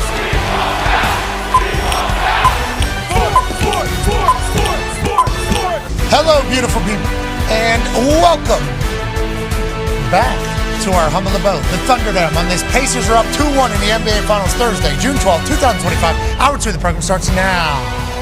Sports! Tell you what, these gold shoes are loud. Yeah, I just saw them for the side. They are loud, but I'm supporting Hallie. That's right. I'm a Halla Big Balls supporter from the very beginning. Feels like he is on his bullshit. Feels like that entire Pacers team is ready to shock the world. Throughout the entirety of this playoffs, everybody that has a microphone in front of them on television, other than us, and Udonis Haslem, have picked the Pacers to lose. It was like that against the Bucks. It was like that against the Cavs. It was certainly like that against the Knicks. And now against Oklahoma City, they're like, yeah, well, somebody's going to get them. And now this Pacers team is just stack chips, continue to play basketball the way that they play, which is, hey, a lot of this. I talked to some people that maybe live out there in Hollywood, and they say, what is it about this Pacers team that you think? I go, hey, they fucking run you. They will run you. We're going to find out if you're in shape. We're going to find out if your team can keep up. The Oklahoma City team definitely can. I'm not saying that they can't. That's why they are in the NBA Finals. But if you look in that fourth quarter last night, just like in the past series, there is a chance that the Oklahoma City team is starting to feel the effects of the pace that the Pacers set in these games. It is a wonderful brand of basketball to watch. We are lucky to have them here in Indianapolis, and last night was a great time. I've been a part of a live event event like that in a long time. Yeah. Everybody dialed in. Yeah. Everybody having a good time. And immediately afterwards, everybody standing up, everybody in our arena, as they were exiting, flooded into the streets. That continued in the entire city. There was chants until 1:32 a.m. on a Wednesday night in Indianapolis, Indiana. Obviously, the NBA Finals are always going to bring a great atmosphere, but whenever you got two small markets that have been discredited, and I'll say that about the Oklahoma City Thunder as well, 14 losses during the regular season. Didn't hear a lot of conversations about this Oklahoma City Thunder team. It was always like, can they get the job done? Can they actually do it when it matters? It was never like, hey, SGA, MVP. This young team plays on a string. Coach Daggs has it figured out. It was always like, nah, we'll believe it when we see it. And the Pacers, they just had no conversation. They might as well have been in the WNBA. They might as well have been in the MLS. They might as well have been in the G League. Yeah. They didn't even talk about the Pacers. They wouldn't even put their playoff games on national television. That was actually happening. They were putting it on off channels because they thought nobody would want to watch this Pacers team. Au contraire, mon frere. This Pacers team is electrifying, and they are currently 2-1 over the Oklahoma City Thunder in the NBA Finals. And Miles Turner on the defensive side last night. Remarkable. Start out not great for our team. We had a guy shoot off the back side of the backboard early. Now, that might have been blocked. We had a couple air balls early, and it was like, whoa. Oklahoma City was up like 10 very early. Yeah. And all the people that were thinking Oklahoma City had figured out what Indiana is after that first game loss that they gave away, this is going to be a gentleman's sweep. They were empowered early in that game. And then the Pacers did what the Pacers do, which is keep fighting, keep chipping away, keep running, keep playing their style of ball. We'll get a substitution in. That'll ignite something in this Pacers team now. 2 wins away from the NBA Final. Wow. Crazy. Championship. There's a parade. Yeah, don't think about it yet. Don't. Yeah. You know what you should think about? Huh. Those chants that were going till 1:32 a.m. on a Wednesday night, what they'll be on a Friday night. Yeah, games on Friday night. Think about that. Tomorrow night, games on a Friday night. And bars here in Indianapolis, I don't want to snitch on anybody, and I think all the cops and alcohol enforcement knows this. They seemingly don't have a last call after a big event. No. So that is something about our city that is spectacular. You know, we are obviously home of Hoosier hospitality. Of course. There are massive sporting events. Shout out to John King. Yeah, which we've learned about. Shout out to John King. We were reminded of all the big sporting events that happen here in Indianapolis, which there are a bunch. Final Fours, national championships, Super Bowls, you name it. Olympic trials happen here. There's like Big Ten title. Big Ten championships. Like so many things happen here in Indianapolis. Easy to get to. Have the hotels. Everything's connected. All the restaurants and bars are ready for people from out of town to come into town. Like very much a perfect city to host things. But whenever something awesome happens late, the entire city also knows. Like, okay, so maybe 2:30s normally. Seemingly that thing will run till 3:30, 4 a.m. Yeah. You know, they will give a little bit of a runway for people to have a good time if they are looking to do as such. Safely, obviously, monitored. Everybody needs to be home safe and have a good time here. But with the conventions that come into town, let's say a bunch of farmers roll into a place, 1:30, 2 a.m., looking to have a good time on a Thursday because they just had the greatest convention that they've ever had. Indianapolis will say, you know what, yeah, let them have a couple more beers. Sure. Enjoy it. And that happened last night. And if it happens tomorrow night, now, the Oklahoma City Thunder haven't lost the back-to-back games since 2024, which is a different year than the year we are currently in the middle of. Yeah. Okay? That's a long time ago. Long time. So if the Pacers were able to win back-to-back games against this Oklahoma City team, that would be something that has never really been done against this Oklahoma City team, and that would be something that would be worthy of a celebration. But inevitably, they're going to have to at some point. Something's going to have to give with both of these teams. The Pacers hadn't lost back-to-back games since March. The Oklahoma City Thunder haven't lost back-to-back games since 2024. It's like, who's going to budge? Who's going to give? We shall see tomorrow night here in Indianapolis, Indiana. The talk table's here at Boston Connor and at Ty Schmidt. Ty, how you doing? Not great. I was just going to write down red alert both ends. I don't know what it is, but I don't know if it's us talking about the Pacers, because I was very excited last night. I will say, if you're a Pacers fan, and we talked about this a little bit, I don't think they haven't particularly played their best game either. I kept looking up and looking Not yet. Yeah, the 3-point shooting stats, and it's like, they'd be up by 10 and it's like they're only shooting 30% from 3. Like they still haven't reached their peak. So I think if you're a Pacers fan, that's what you're pointing to. It's like, hey, everyone's kind of counting us out still, and we're still, underdogs in every single game. Like they still haven't played their best game yet. A lot of people were predicting this potentially from you last night whenever they saw you on the internet doing the math or anything, Yep. I think the first comment was actually, Ty thought about having one and actually had one. Were you thinking about having one last night? I was thinking about having one, but you guys can all attest. I had 2 drinks last night. That was it. It was a Wednesday night. What are we gonna do? But I had a grilled chicken sandwich for lunch, and I was battling, pooping my pants and throwing up that whole first hour, and I'm kind of still in the throes of it right now. I'm just trying to hang on as long as I can. Good news, you got khakis on. Yeah, exactly. Always. With, and there's no wrestling ring for you to slide through. So no, that's good there's news. not. Well, this one was actually going to be through this door because that's how Red Alert. Red Alert. That's how Red Alert we're talking. One half of the hammer. Dahn. Cowboys. AP Tone. You might have to slide out of the way as Ty decides. Attic and basement. Here we go. And we're off. It is 1:08 here at the Thunderdome as Ty. I'm gonna be as quick as I can. Good luck, man. If I get this fucking thing off. There was like 50 comments last night I know on the that before. Instagram and on X. They Right were away. like, Ty's going to be in trouble tomorrow.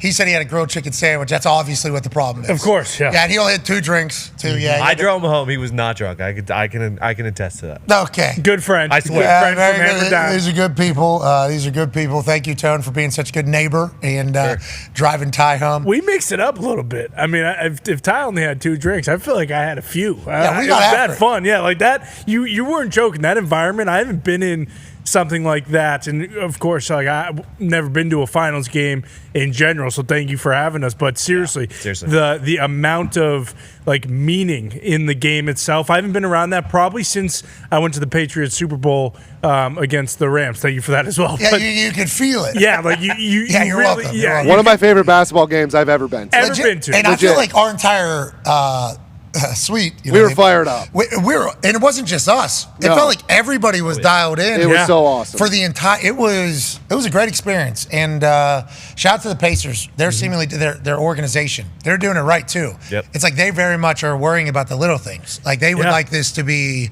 excellent. They would like it to be great. Halftime. Not all the little things. Yeah, the halftime was So we need the same national anthem. Okay, which we did not expect that to be an NBA Finals national anthem. I agree. Started out terrible. Got better as the song went on. Good closer. Okay, so it started out a little bit rough. I think everybody in the arena went, this is the NBA Finals. Then we go back. Let's play Respect to the Flag here. And then as the song continued, got better. Yeah. I think at the end, we're like, all right, way to close that one out. That was good. Could have got worse. The halftime decision, that's Red Panda. Mm-hmm. That is you roll out Old Faithful there. Yep. You put Red Panda out there. Rest in peace. I don't think Quick Change is still around, but you need to put something out there that we know is a smash. Now, Ken Leahy, Kenny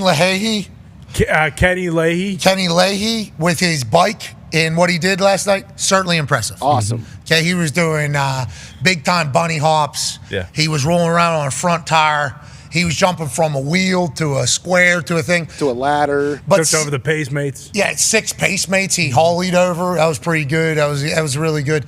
But where we were sitting, it was hard to. That wasn't NBA. It was hard to see that was very scary. That was a Tuesday night in November against the Atlanta Hawks halftime show. Concur. So we don't know who booked the halftime show. Right. Okay, we don't know if that was the NBA because they kind of take over the building. We don't know if that was Disney, ESPN because they run the show. True. Or if that was the Pacers that were actually booking that. So we will get to the bottom of that. The national anthem was not what we thought it was going to be for the NBA Finals, although finished it well. Halftime show, I think we just didn't fully comprehend how extreme he was. You know, how it was hard to really calibrate from where we were sitting in the arena, how difficult and crazy what this guy was doing. Because when I was a kid, we had a lot of bikes. Yeah. We were in a bike generation. With pegs.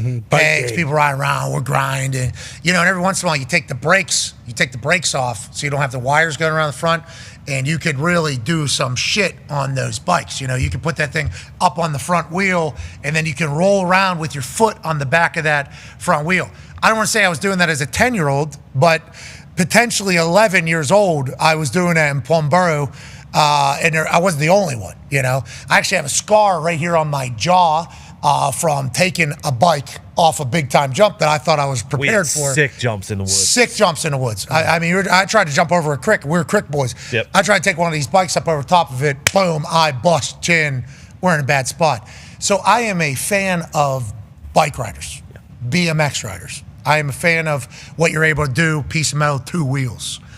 I just think it was very difficult there's a lot of people just walking at, okay, because it was like, I don't know how difficult this is. There's no fire. Some jumps and ramps would have been sweet. We grew up in the Matt Hoffman, Dave Meara BMX era, so we've seen all that stuff. Well, he was doing some basic flatland BMX stuff out there, and it was like, come I don't on, even think buddy. he had metal pedals. Like, there was no Yeah, chance. there's no fear of the shins getting bashed. No. Yeah, It was Mickey he Mouse. was a talent. He was a talent. Like he was very skilled, you great. could tell. Yeah. He was very, very, very good. But He had a it's Red like, Bull helmet, so you know he's good. yeah, you don't just get that throw. Bingo. You don't just get that crown. I'm sorry. Those aren't decals. Yeah, they're not just throwing that helmet on anybody. So I think he did great, but we were certainly sitting up there going, Red Panda fucking rolls out here. She not available tonight. 6 balls. That's a good thing, though, is that, we're after a finals game, we're talking about the 2 things being maybe not great from it, and it's not the basketball. It's the team. Maybe she's a Friday night act. See, hold on. I'm watching a video right now. This guy doing other tricks. This would have been impressive. Like, this is not what he did.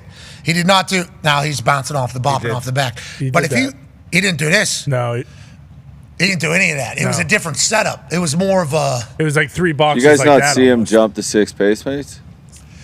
Now with when he had the one laying like a star, and that he was cool. He was do-si-doing over top of her. Mm-hmm.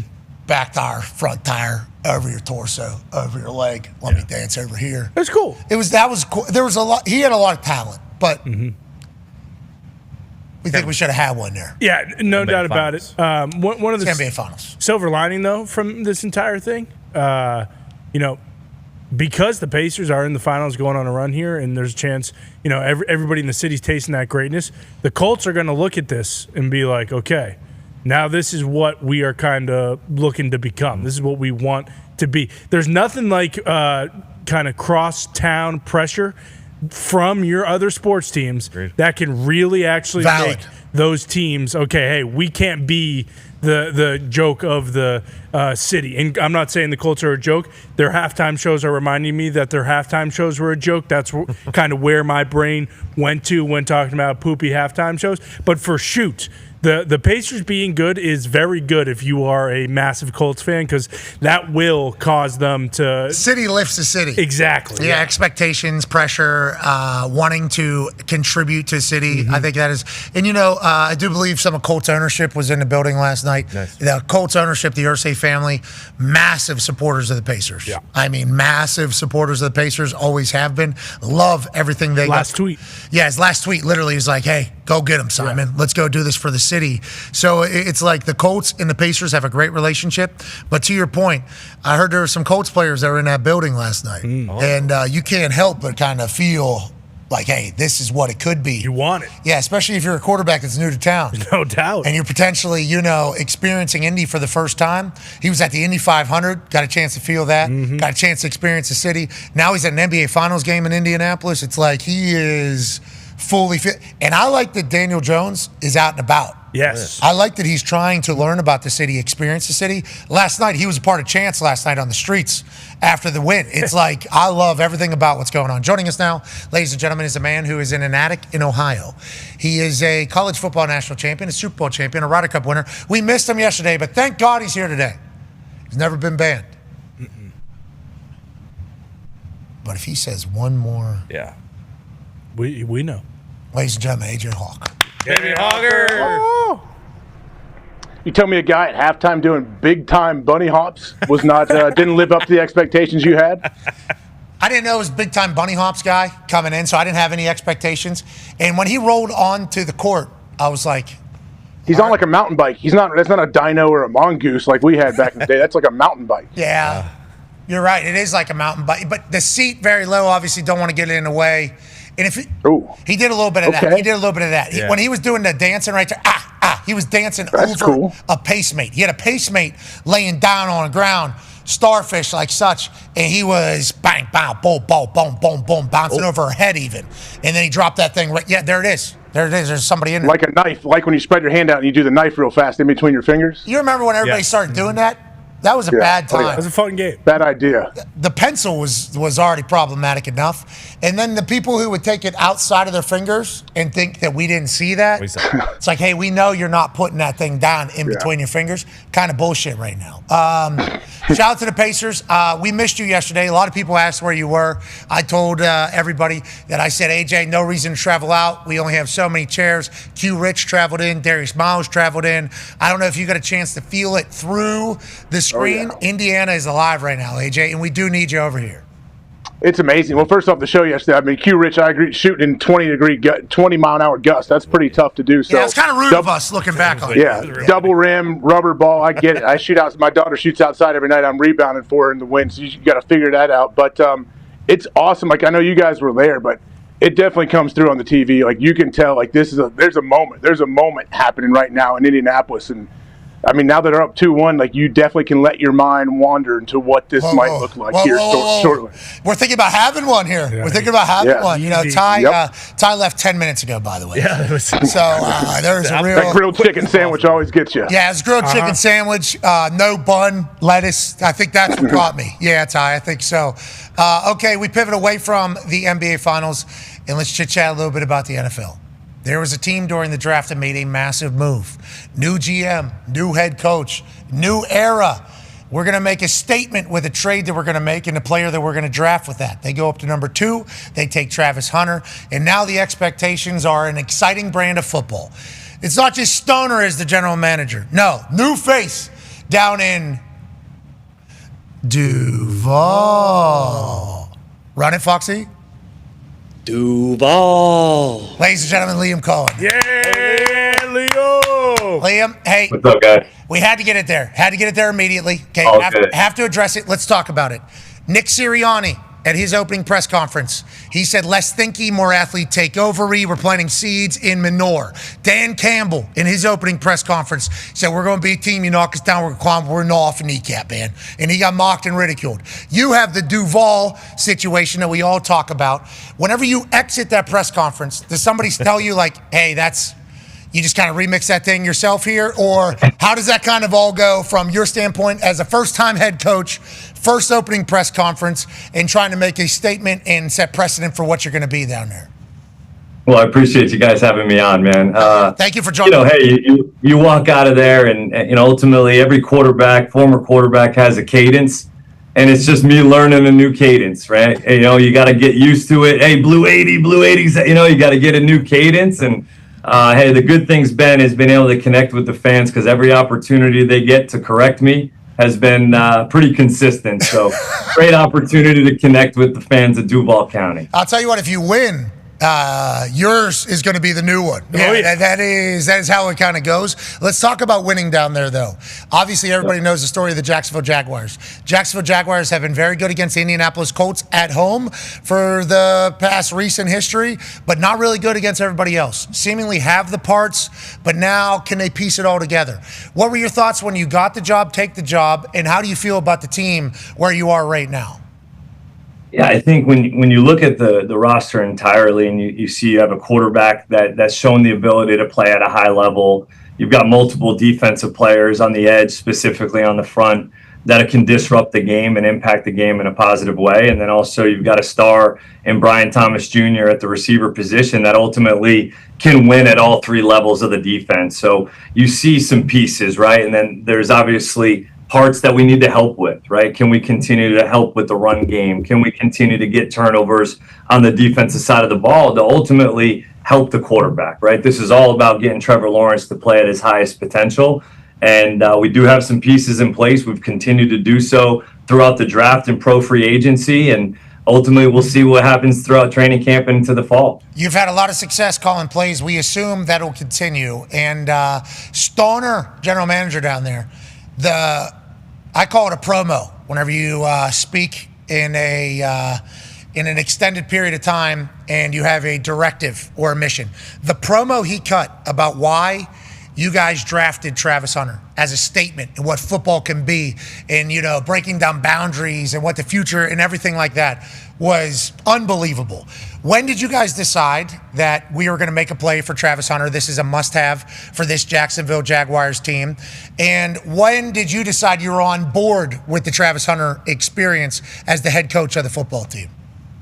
I think about a month prior to the draft, we started having some conversations, right? James came in to our office, was Tony and I sitting in here, and he said, hey, what would you guys think if we could go and make this thing happen? And when you go through the evaluation process of Travis on both sides of the ball, and you'd say, yeah, I would take him as a DB and I would take him as a receiver, right? And so those conversations started to become a little bit more realistic about a month prior. And then, okay, you have to go through all the different scenarios, right? What happens when we give up this pick? What do we end up having to do to pivot? And ultimately, it just came down to, look, we want to get a player that wants to come in here and obviously be the best player that he can be. He feels as though he can do some phenomenal things in this league on both sides of the ball, which we appreciate. And we want to be able to give him that platform while also knowing that when your best players are some of your hardest workers, and the guys that truly love the game, that love every aspect of it, that eat, breathe, and sleep this thing, that's who he is. And we do have a lot of those guys in this building, but continuing to add to that is what was really important, and those are the things that he brings. A month before the draft, being like, so this guy's our number one DB and our number one wide receiver? Yep. So this is not, because it kind of popped up on draft night. I don't think anybody was predicting that. I think you guys kept that very tight, right? I mean, that had to be on purpose. Yeah, it was. It was pretty consistent throughout that we wanted to keep it quiet. Obviously, you didn't know specifically with the first pick of the overall draft that may have some implications. And ultimately, just I think, both organizations did a great job of keeping it professional, doing it the right way. Obviously we would love to have, kept a little bit more of our building inclusive on some of the decisions, but ultimately you have to make those decisions that are best, and it all worked out for the best. I think the Arizona Cardinals traded for like Hollywood Brown or something on draft night a few years ago, and nobody knew about it. He was even on a plane over there. So like the Jacksonville Jaguars trade, it not coming out, I think is good news for your culture, personally. I think that is good news for the state of your entire program. Go ahead, AJ. Coach, as far as Travis Hunter, like heading into training camp here in 5-6 weeks, whatever it might be, do you guys have a plan in place that you're going to build and put together for what you're going to put on this guy's plate? I mean, it's a great problem to have. Like, hey, where do we get him reps? Which side of the ball? How much do we put on him as far as the playbook and everything? Like, is there a plan that you guys sit down with Travis and think about what his training camp could look like?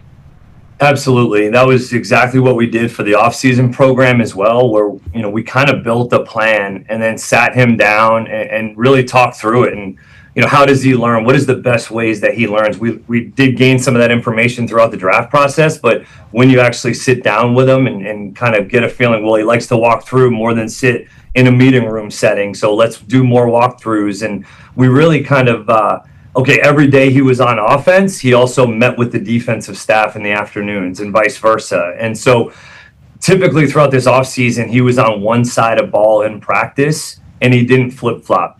Today he did.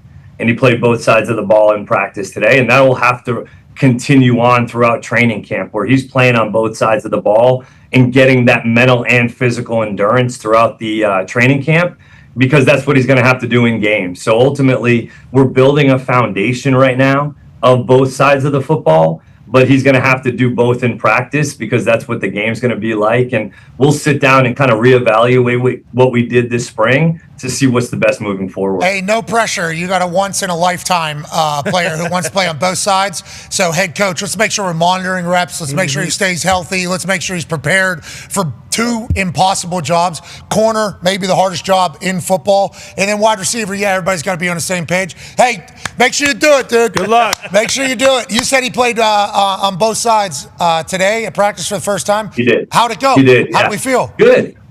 He, it's one of those things where he's learning continuously as we go through the install, right? And today we tried to keep it really tight with the install. Let these guys go on the last day of mini camp, feeling confident, feeling fresh, and he was in the right spot, alignment, assignment, and not a ton of balls came his way when he ended up playing on defense. And, that happens as you're playing the cornerback position. But he's been great. The coaching staff, as you mentioned, Pat, like this is an organizational deal, right? From the training staff to the equipment staff to the strength and conditioning to our sports science, everybody has to be on board and understand what his process is and what's the best process to get him to play at the highest level on Sundays. And that's what it's been. It's been a group effort so far. Do you like the young vibe that you have? Obviously, we thought Stoner was a 12-year-old. Yeah. His face popped up on the screen, and we said, what? This guy, general manager? And then McVay came on.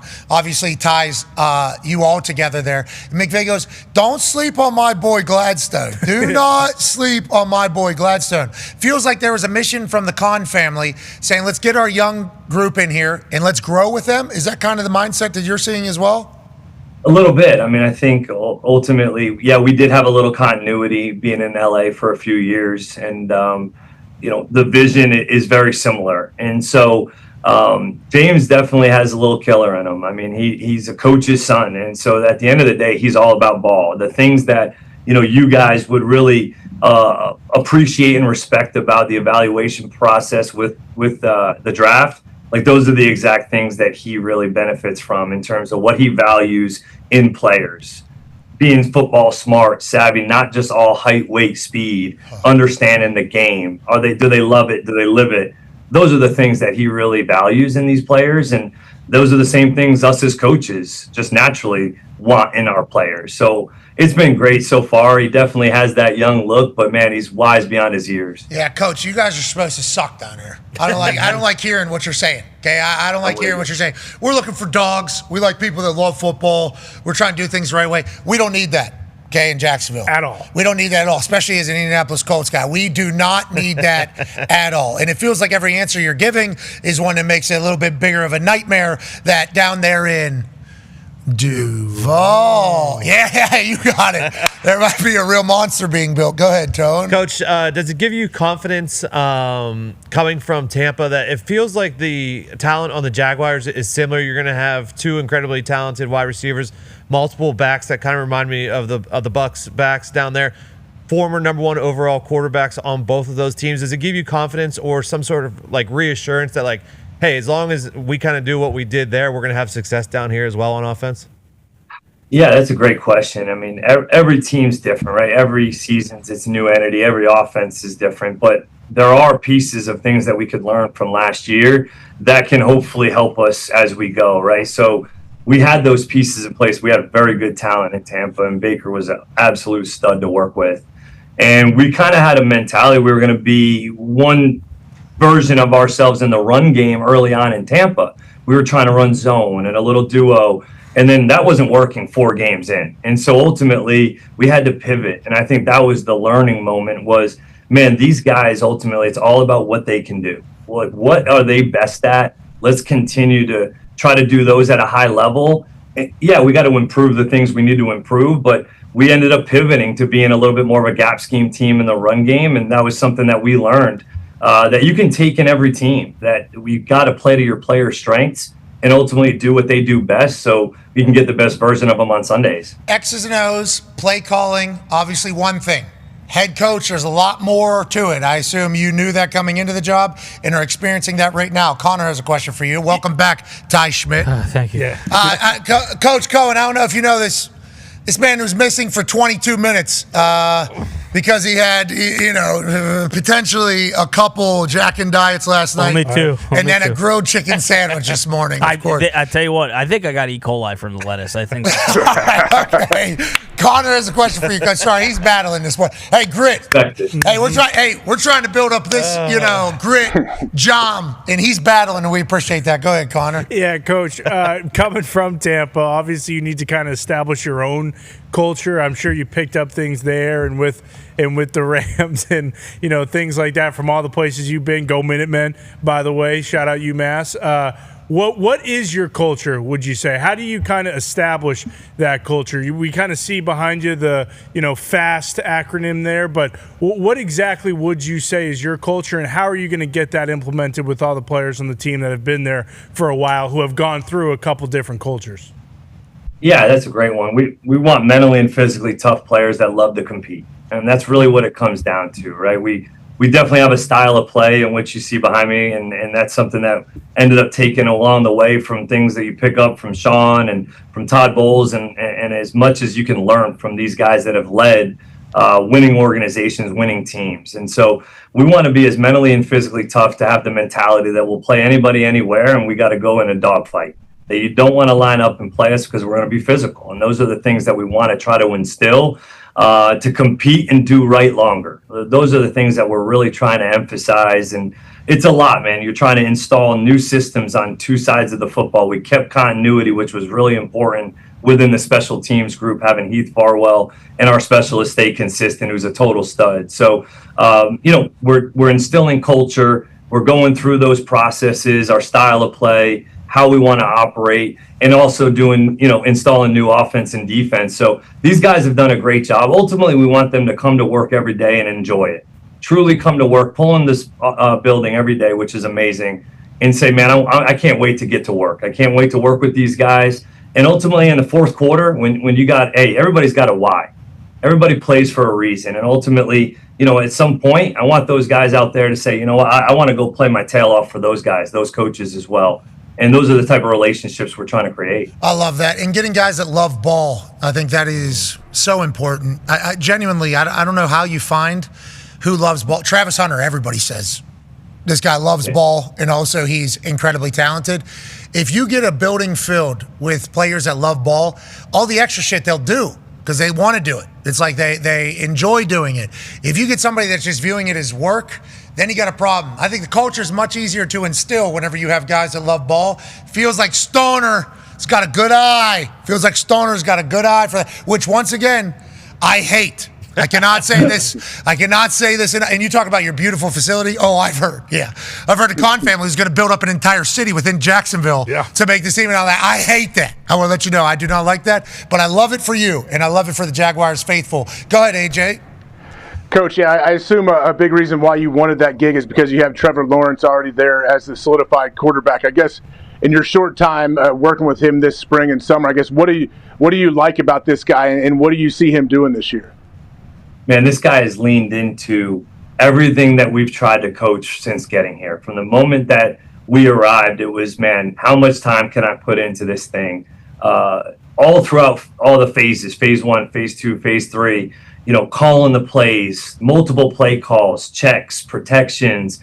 This guy's been up here in the building as much as possible, taking the work home with him, even though he's got a new baby at home, and he's working his tail off. And then you see him out here, and he's a natural thrower of the football. I mean, he can put the ball in places where he wants it to be. And now it's just about, hey, how can we play at a consistently high level, game in and game out, and also help him, right? We've got to improve the run game to be able to create a little bit more balance so that every throw isn't the biggest throw of the game. And then be able to turn the ball over on the defensive side of the ball to help him as well. But, man, been really impressed with his work ethic, his recall, his attention to detail, and he's doing everything we've asked so far and see nothing but good things for him moving forward. He has seemingly handled himself like a professional since high school. I mean, I remember the first game he went in for Clemson. They were talking about him being the next one. That's a lot of pressure whenever you're a teenager and they're saying you're the next one, you're the next one, you're the next one. He has handled it. We're getting to the point now, where there's another word that some people are throwing out. Do you feel the pressure of that, getting the most out of Trevor Lawrence? Yeah, I think it's natural, right? You feel the pressure you always as a coach want to try to get the most out of your players. And when you don't, you feel like you failed, right? Like that is our job. Our job is to put these guys in the best position to be successful. And you're constantly evaluating that process to get you there and to get these guys playing at the highest potential. So is it pressure? No, I think it's exciting. I think it's a great opportunity for him to show who he really wants to be, right? Like he has it. He has shown it. I mean, he led one of the best, comebacks in playoff history. I mean, the guy's got grit. He's played through a ton of injuries throughout his career. He's mentally and physically tough. He has these skill sets. So it's ultimately just about, man, just go let it rip. Go play free of failure. Go play with a supporting cast that we can continue to improve, and just go cut it loose. What do you like to do as a hobby? You a golfer? Most quarterbacks are golfer. You're a golfer? You're good? Yeah, I mean, I'm going to Scotland actually on Monday. My dad and my father-in-law are going on a trip. We got St. Andrews, Turnberry, Troon, Carnoustie, and Kings Barnes. Okay, so you're a stick. What's your handicap? I'm a 9. Okay, so are we coming out of the? Are we coming out of the pocket? We short swinging. My putting game is tough. That's where I tend to fall apart on the green a little bit. Typically, you have to practice that, and don't have a ton of time to do it, and don't enjoy just sitting there practicing putting. But it'll be fun, man. This is like been our dream with me and my dad and my father-in-law. His family is actually Muncie, Indiana, so he's a huge fan, bro. Huge fan. Okay, well, tell the father-in-law shout out, and I hope he beats you and your dad out there over there in Scotland. Go Sirs. Okay, and go Sirs. Shout out if he's Muncie, Indiana. Who do you think wins the U.S. Open? Man, I got to go dark horse here, Harris English. Okay, I'm going to write that. I've never heard of this guy, so very dark horse. Harris English. Jackson, he's Georgia. He's been down here, got to know him a little bit, man, came to the draft, and he's just been a great friend so far, just getting to know him a little bit. I don't know a ton of the pros out there on the PGA Tour, but he's been a good one for me. You still spin it a little bit? A little. From 15 and in, I'd say there's probably a consistent accuracy. Once you get past that, I probably lose a little velocity. We did a goalpost competition today. I did not win. Who won? Logan Cook, the new rich punter you guys got down there? Dude, he could. If he was in it, he would probably have been right in the competition for it. What a stud. Really, really pumped to get him in the boat. Extended him and just exactly what we wanted Jacksonville Jaguar to be. I think Nick Mullins might have ended up winning it today, though. Oh, Mullins is a dog. He can sling it. That's what Mullins does. I appreciate the fact that your first press conference went the way it did. And obviously, you had sick loafers on, if I do recall. You had some awesome loafers on. Yeah, you did. You look sweet. I mean, everything about it was, attention stealing. Like, damn, look at how this guy, damn, look how young this guy is. He only has 5-year coaching experience. He just remixed Duval in this first thing. It's like, it was all a lot of noise. And now that you've kind of settled in and now it's time to build the program, I appreciate that you guys said we need to pay the punter immediately. That's good football. You guys know ball down there. I figured you would respect that. Yeah, massive respect. All right, good luck in Scotland. Good luck with your first year as a head coach for the Jacksonville Jaguars. Not too much luck, but you understand what I'm saying. And thank you for joining us, Coach. Thanks, guys. I appreciate you having me on. All right, tell everybody we said what's up down there, including Stoner. We love Stoner. Yeah, huge fan. That whole... Keep it going, man. Keep it going. That speech he gave about drafting Travis Hunter and it being a statement in like what football can be. Like, I listened to it, I'm like, hey, this high school kid, this guy, he's a dog through and through. Good luck down there. You're the man. Him spinning the ball in practice. Yeah, you're right. I forgot about He's spinning the ball. Jacksonville's got a whole new vibe. Dude, he can throw it. He can catch it one hand. He went out, I think, beat Baselli one-on-one in hoops yesterday. I mean, starter. Yeah. He's like that. Ladies and gentlemen, head coach of the Jacksonville Jaguars. Do good, but not too good. Liam Coen. Yeah, coach. I liked him.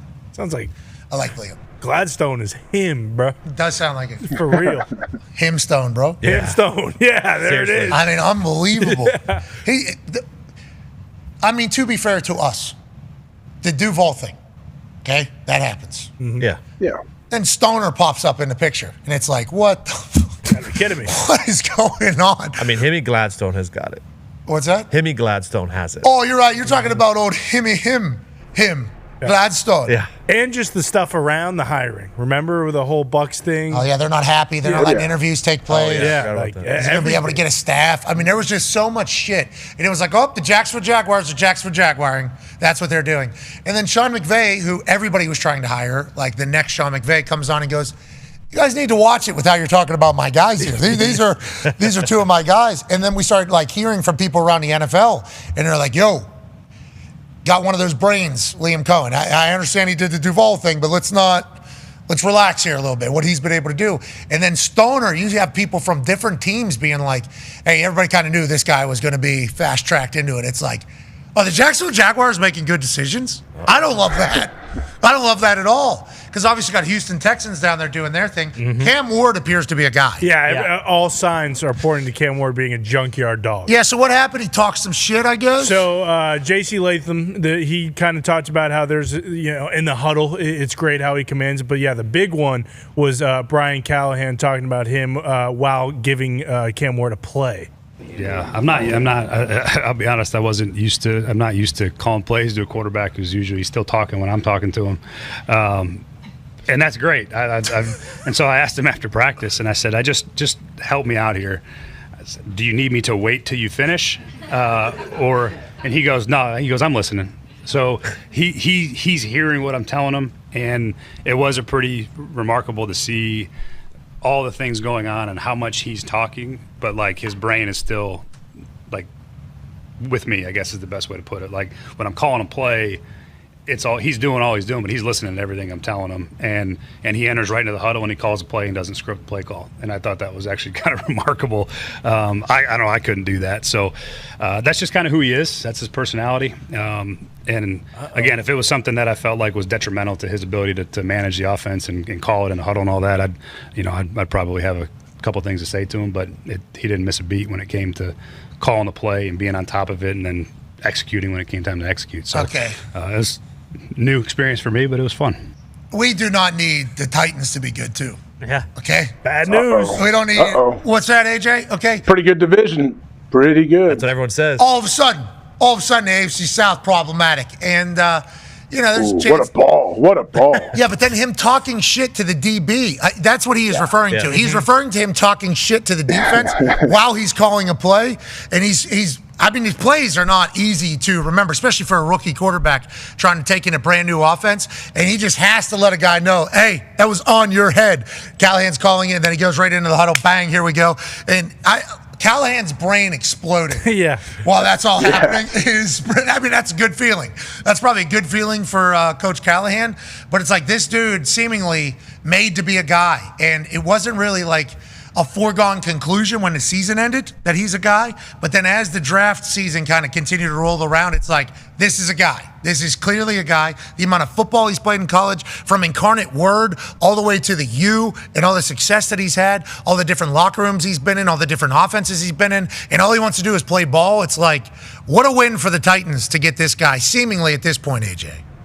Yeah, I love when Callahan says, I had to pull him aside and say, help me out here. Like, you ever heard coaches do, hey, help me out here? They're usually pretty pissed off when they do that. And for Cal, like, it is kind of amazing because you know how long sometimes these play calls are. To have that coming in his speaker as he's talking to the DBs, like, that's a talent, man. That's something that not everybody can do. Yeah, that's QB1. Yeah, that is a QB. Absolute dog. And I don't love that, obviously, he already has a dance, and now he's already picking up the NFL offense pretty quickly. And Nashville, Tennessee is a spectacular city. I mean, I cannot stress that enough. New stadium coming. If the Titans were to be great, okay, and I'm not saying that's going to happen because obviously they're in the Colts division, and also Liam Coen's and Stoners, let alone Caserio and D'Amico runs. Yeah, right. Okay, but if the Titans were to become great, that city would be must travel to. Like that is a place, like Vegas. Everybody's talking about Vegas. Like, well, if your team's playing in Vegas, you need to go watch. You should go watch. It's a great getaway. It's like Nashville is like the city to go spend a weekend and watch your team at. So we need to make sure that Cam Ward's good, but not too good. Okay, because it feels like Nashville could become a real NFL city, especially with the new stadium coming in, the new mindset coming in. His dad, obviously, the offensive line coach. They're going to play a tough brand of football. It's like taxes. Everything's like Tennessee with no tax, state income tax. That's like 7-8% there. Yeah, it's like hold the phone on this AFC South. I don't like what's happening at all. What I do like though, Ty, is you're back. That was a 21-minute trip. Yeah, that one was not great. A lot of times we have fun with it, and it's like, I waddle across there because I really am going to like poop my pants. That very rarely do I have to exit out this back door because that's business time. That's hey, we got no time to mess around, and I haven't exited out both ends in like quite some time. It was pretty violent, pretty quick. Same time through the legs.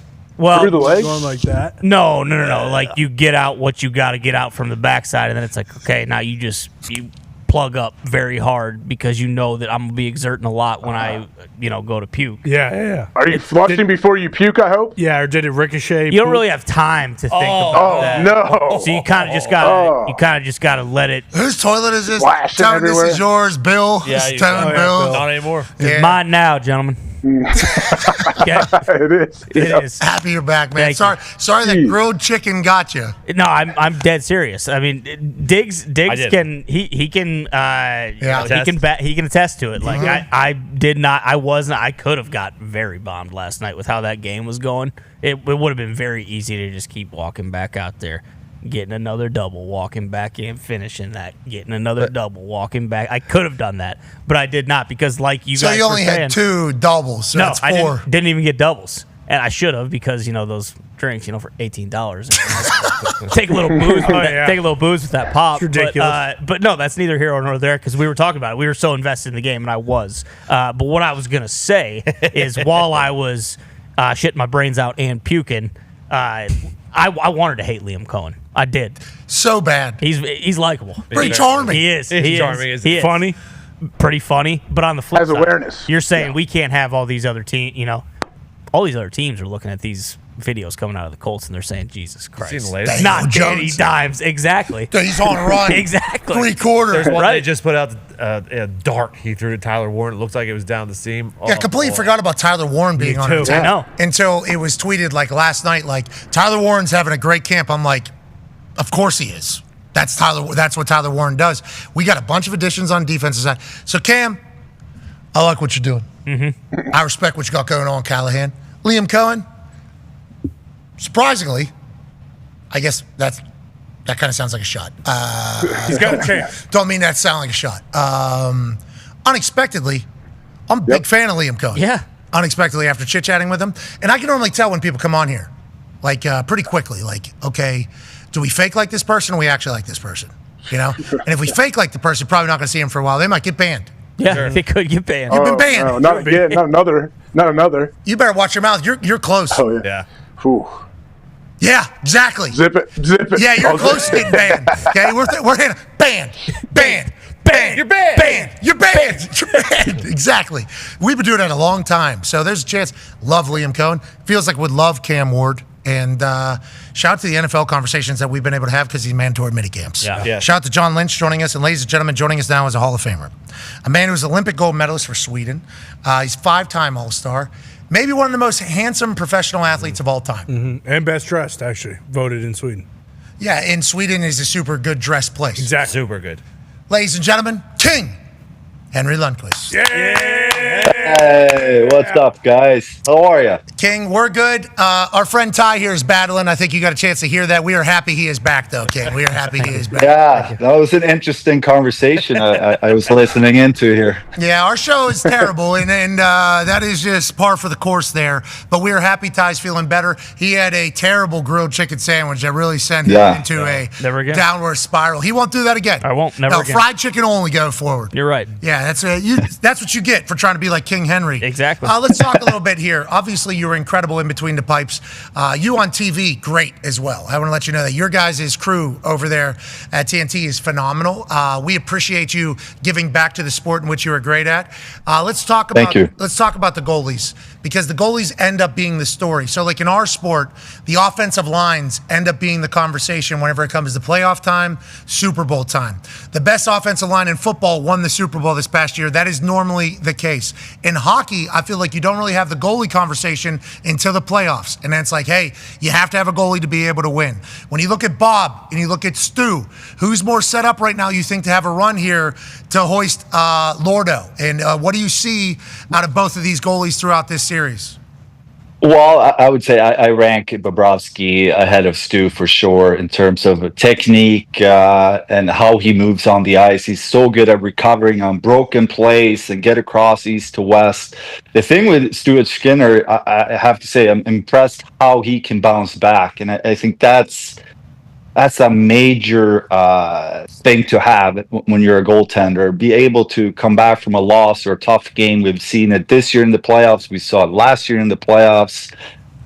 So if you're just focusing on that, the mindset, the focus a goalie requires to have, especially in the playoffs under so much pressure. There's definitely some positives for Stuart Skinner in Edmonton, but in terms of ranking these two guys, Bob is ahead for sure. Bob's been there too. This is the third straight finals, obviously. Long seasons.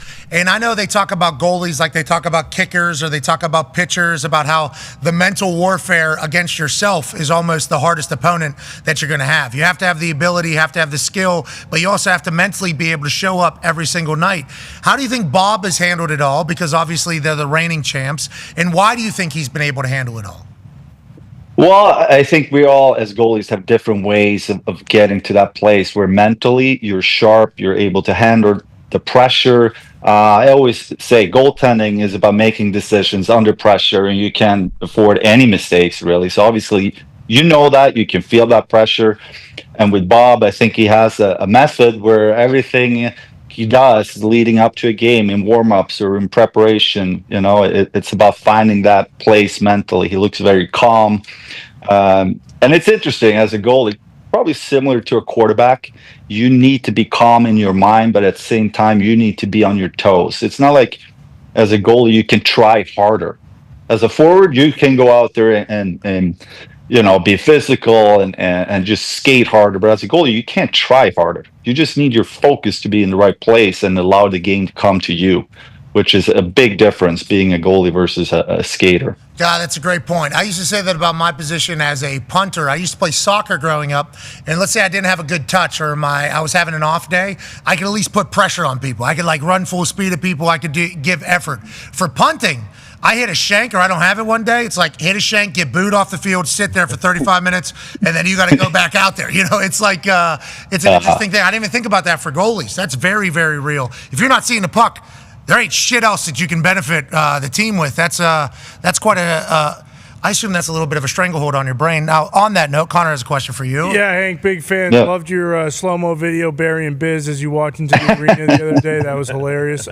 One thing we talked about, and I think it was Big Rig who kind of brought it up, was, teams will watch film and they'll kind of find the spots that goalies are, weaker at when it comes to saving pucks. And for Stu Skin, it felt like stick side high in that last game was very apparent. And granted, a lot of those goals are, bar down, piping in and everything, but it felt like they were attacking the top left side of the net, his Stu Skin's right. Can goalies kind of fix that? Is there a way to kind of figuring out your own tells and then going back to the next game and having an emphasis on, getting that shoulder up, watching that side of the net? Or is that just something where that was one game, we're on to the next one, he just needs to bounce back as a whole?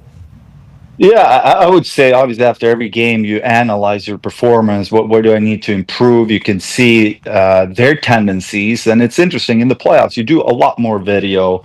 You're watching the other team's power play, penalty kills. So you know that team a lot better during the regular season. You just don't have that time. But going into every new series, you spend a lot of time looking at maybe their top players, again, tendencies on their power play. Where do they like to go with these passes or even shots sometimes? So you have a lot of information. And then after each game, you break it down quickly. You can't spend too much or time on it or energy, but you do want to get a good understanding of what are they trying to accomplish here. And to your point, there were a lot of east-west plays, and there was a lot of high shots on the blocker side. So if I'm the goalie, I need to make sure, in positioning-wise, that I'm not, cutting short on especially on my pushes to my right to cover that short side. But there was something we talked about on air, actually, with Stu, like the difference between him and Bob Bobrovsky is just the east-west play, and how Bob is a little bit better there, more power and more control, especially going east to west. Go ahead, AJ. Yeah, there are nights where you just aren't seeing the puck. I mean, we got the U.S. Opens going on right now in golf, and some days you just don't have your A game. Or did you ever have that when you're a goalie, and how do you fight through something like that? Yes, he said, yes. Yeah, I mean, good question. How do you fight through it? I think as athletes, sometimes you just have to fake it to yourself, what you're telling yourself. Even when things are going wrong or bad, you got to stay confident. If you're talking in between games, I would definitely lean in on great practices to regain that confidence, the touch, and the focus. But if you're in the actual game, a lot of times all it takes is one or two more saves where you feel good and regain that confidence. But again, sometimes you just have to fake it to yourself. Like, you got this, you feel good, you feel fast. What you're telling yourself is so crucial. And sometimes you forget that. They said you got to watch what you're saying to yourself because you're listening. And yes, exactly. And what DeBoer said was, "Hey, Otter, you give up 2 goals on 2 shots, take a hike." And that's all he's going to be thinking about for the entire offseason. Excited to see him come back. We end here on ESPN. We'll continue digitally, YouTube, ESPN Plus, Disney Plus, and TikTok Live. Tonight, Oilers, Panthers, 8 o'clock on TNT. We continue with King Henry. Okay, that was very professional host stuff right there. Yep. King Henry, I don't know if you saw that. It happened right in front of your eyes. I mean, right there. That was impressive. Okay, thank you. Well, you as well, because you backed off. I think you had a little bit more of an answer. I think you heard the music. Calm, cool, some pucks flying. Let me go ahead and get this out of here. I appreciate you. Let's continue to talk about goalie play. Go ahead, Tone. Yeah, Hank, I had a question. I saw that Bob is second all-time in saves through 3 games in a Stanley Cup final, so he's seeing a lot of pucks. As a goalie in these games, in these finals games, do you like to get a save or 2 early, like to kind of get the feel of the game? Is like if you're going like 12 minutes into a game and you haven't seen a puck yet, is that something you hate or like? Yeah, I would say I prefer a lot of shots early on, but it's different between seeing shots and seeing grade A's, right? That's what you want to minimize, the big opportunities. But if the team plays a lot of structure, you're giving up shots, I would say that's the perfect combination because you don't have time to overthink anything. The instincts takes over and you're just locked in. I would say it's tougher if you have to wait 10, 15 minutes for that first shot, that first touch.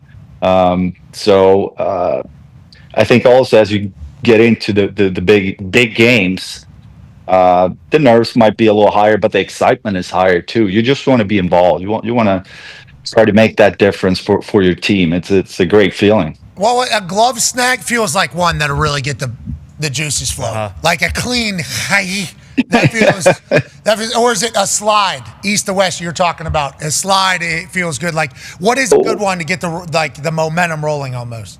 Well, the glove saves a lot of times, they're the easy one. Well, the fans might think it's the tough one, and it's like everybody's like, "Oh, what a save!" But it's actually, you see it the whole way, and you can kind of read and react, and it's a routine save, but you can make it look like an incredible save. I would say the broken plays are the tough ones. Where, hold on, someone is calling me here. Well, you're King Henry, bud. Yeah. Yeah. A lot of people trying to get a hold of you. We're lucky we got you here. How do I get back here? There we go. I'm back. Yeah, I'm back. Hall of Famer. So the broken plays, sometimes the tough ones where you're really locked in and something happens, touches your D and goes to your right and stay in that control. So the more open shots you can get, the better. How do you you can't see shit, right? Some of those shots, like I'm watching some of these replays, and they're blocking you too. Yeah, there's somebody in front of you, and it's getting touched. Like, are you guys just? I don't want to say guessing because at this stage, I assume it's like second nature for you to know or instinct to know where it's going, as opposed to saying guessing. But are you just guessing, or your instincts are saying that's probably deflecting this way? Like, the guys can't see a lot of those pucks that are coming through when there's a lot of traffic, right? Yeah, that's true. It's a big part of the game. Trying to find and fight through those screens. The best thing that can happen is if you can actually see the release of the shot. That's the most crucial part of the shot. If you can see the release, you can kind of read where that puck is going and you move your body towards it and kind of make you as big as possible. But if you don't see the release, then you're kind of guessing a little bit. But that's really where you read the shot. It's when the puck leaves the stick and I can kind of predict where that puck is going to end up with my glove or my body. And so that's what you're trying as a goalie, to always find that release spot from guys when they're shooting. Were you a big blocker to the back of the guy in front of you, guy, or no? I was more stick on the calves, like hacking and whacking on the calves. Yeah, that was more, because that was harder to see for the ref. Yeah. If you're up with the gloves up around the heads, they would see that. Yeah, I love that. Yeah. I like that. Hockey has so much little shit inside of it. Hockey has so much shit inside of the sport. It's like the most. I think it's the most original, traditional sport that we have still going. You know, and it's a beautiful game, great sport. You guys are covering it magnificently. Now, there is a team in a big city that hasn't been around for a while, but obviously you have a lot of history. Go ahead, Ty. Yeah, Hank, just curious. When you play a position like goalie, we always hear, mental toughness is one of you have to be able to just flush things and kind of move on if you have a bad game. But when you played in a city like New York, I mean, we've seen what happens. The Knicks make the Eastern Conference Finals and they lose. They fire their head coach. The Yankees lose in the World Series. They want to fire Aaron Boone. It's just like the expectation is that you win.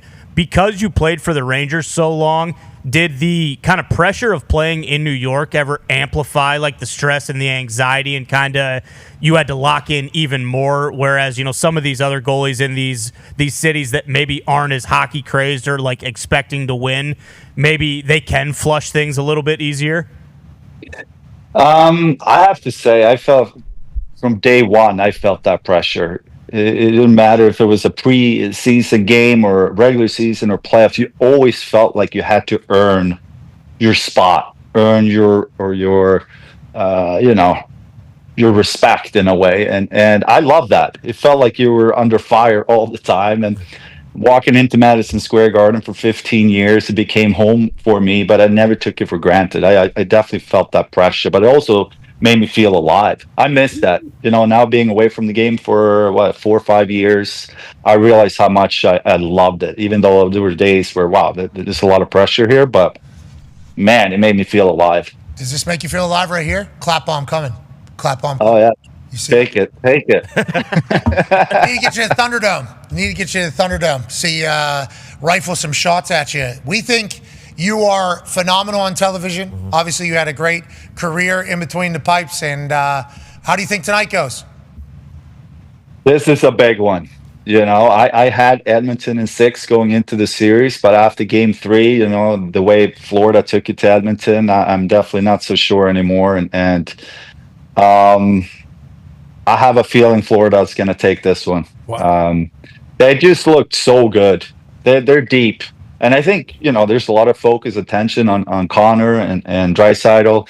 But the reason why they're here, they had a really deep lineup that helped them get to this point as well. They're going to need their help to turn this around for sure. It's not just down to Connor and Draisaitl to get this one. But I'll put my money on Florida tonight. How about them being the state of hockey now? Florida. Listen, it's impressive. 3rd straight final. Before that, you had Tampa, a great organization.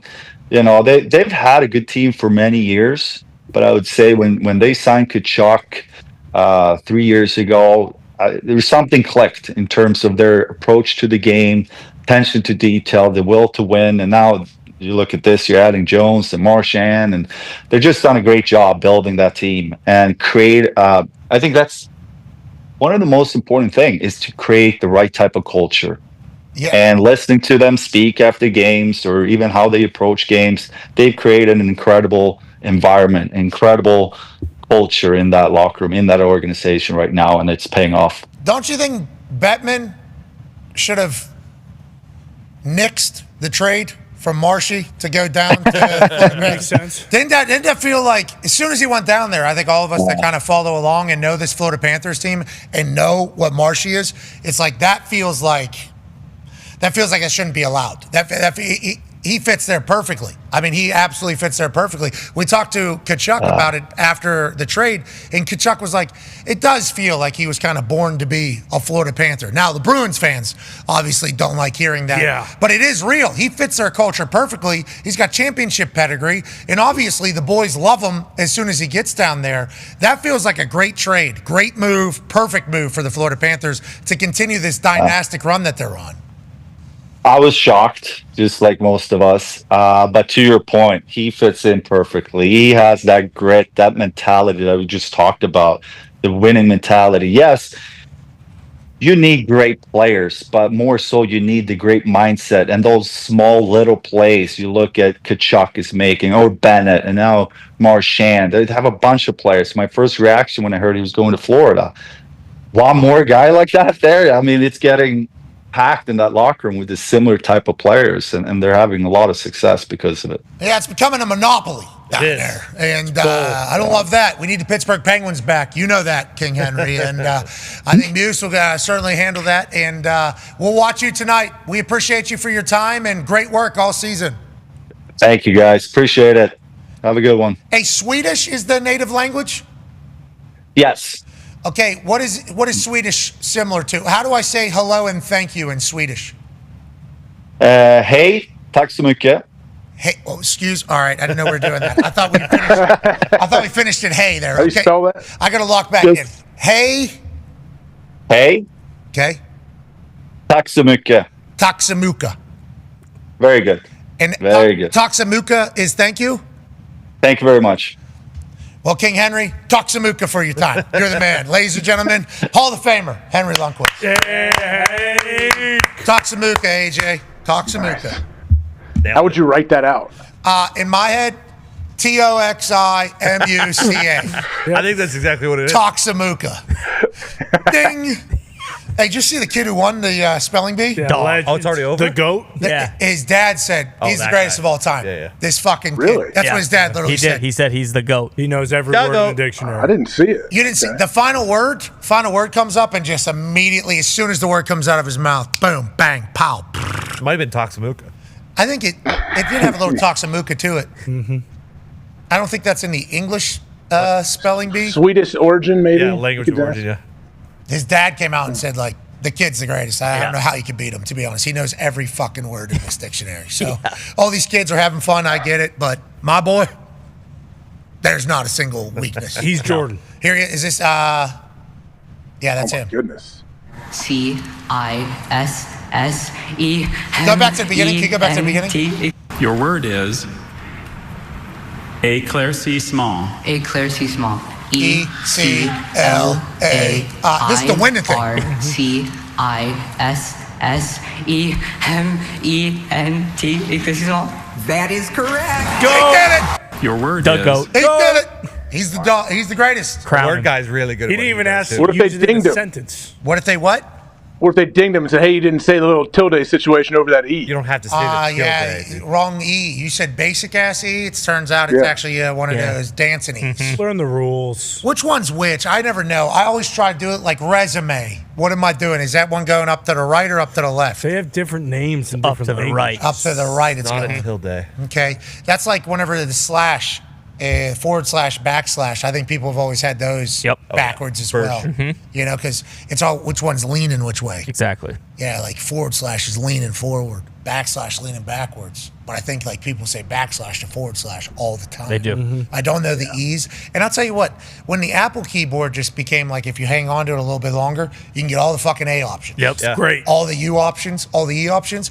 I wish it would be a little bit smarter and say, hey, for what you're trying to do here, you're going to want the third one in. Should. Because goddamn, there's a lot of options. Yeah. And what, is that our language? No. No. French. So Spanish. how's éclaircissement the fucking winner? I mean, how does that technically it is, but that's why they ask like the language of origin because like it's not an American word. No one has probably said that word in Ever. 20 years, maybe 50.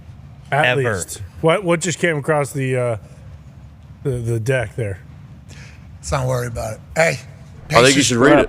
Pacers up 2-1 in the NBA Finals. What just came across the wire? Nah, this is we'll Did talk about people- it tomorrow. did- We need to do a little bit more research. We can't talk about it here. This is a new era of us. This is bad. What? Yeah, we are. This is bad for bones. We're gonna do more research on this. We'll talk about it tomorrow. Oh, fuck. Yeah, exactly. We don't know if that. We'll talk about this later. AJ, Episode of Seinfeld like this. this is kind of a very late ask or request.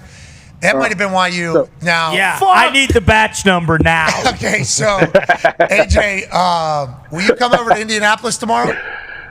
Yeah, we doing the show from out there? No, so there is thunderstorms called for at the Bicentennial Plaza. We don't think it's smart to do that, even though it's covered. Here in Indiana, if the thunderstorms are scheduled for 3 o'clock, 4 o'clock, those could easily be 11 o'clock or 7 o'clock. So, don't necessarily want to put people through that. But we are going to go live from the arena, I believe. So we will be at the arena. If we get an opportunity to do that and the Pacers organization has invited us to do as such, we will certainly do that. But we don't want to be putting people out in the middle of a thunderstorm. I think that's probably a bad idea, especially with how big the night's going to be. So let's not have the afternoon ruin the evening. Game 4 tomorrow night here in Indianapolis, Indiana. Oklahoma City, 6.5-point favorites against the Indiana Pacers. Indiana Pacers love that. The Indianapolis people love that. We will be live from the arena tomorrow, I do believe. Hell yeah. That has not been confirmed. Okay. No. But I'll make the announcement as if it is the case. Just put a little bit extra. It has been confirmed. Okay, we have gotten a thumbs up from Fossil over here. We appreciate him letting us know that. And, we'll continue to sell the shit out of what has been a great series. Yeah, incredible. I mean, it has. This NBA playoffs has been spectacular. Yeah. I mean, just think about the Knicks knocking off the Celtics. Yep. Nobody thought that was going to happen. No. In the West, the amount of storylines that kind of came and went. It has been a wonderful run, and now there's only 2 teams remaining, and they're clearly the 2 best teams in the NBA, and they've been playing great games against each other.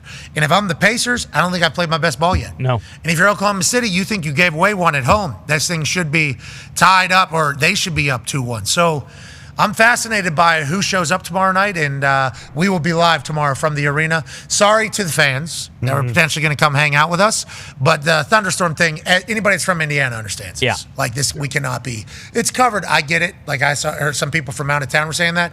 That thing goes sideways. I think it goes sideways quick here in Indianapolis.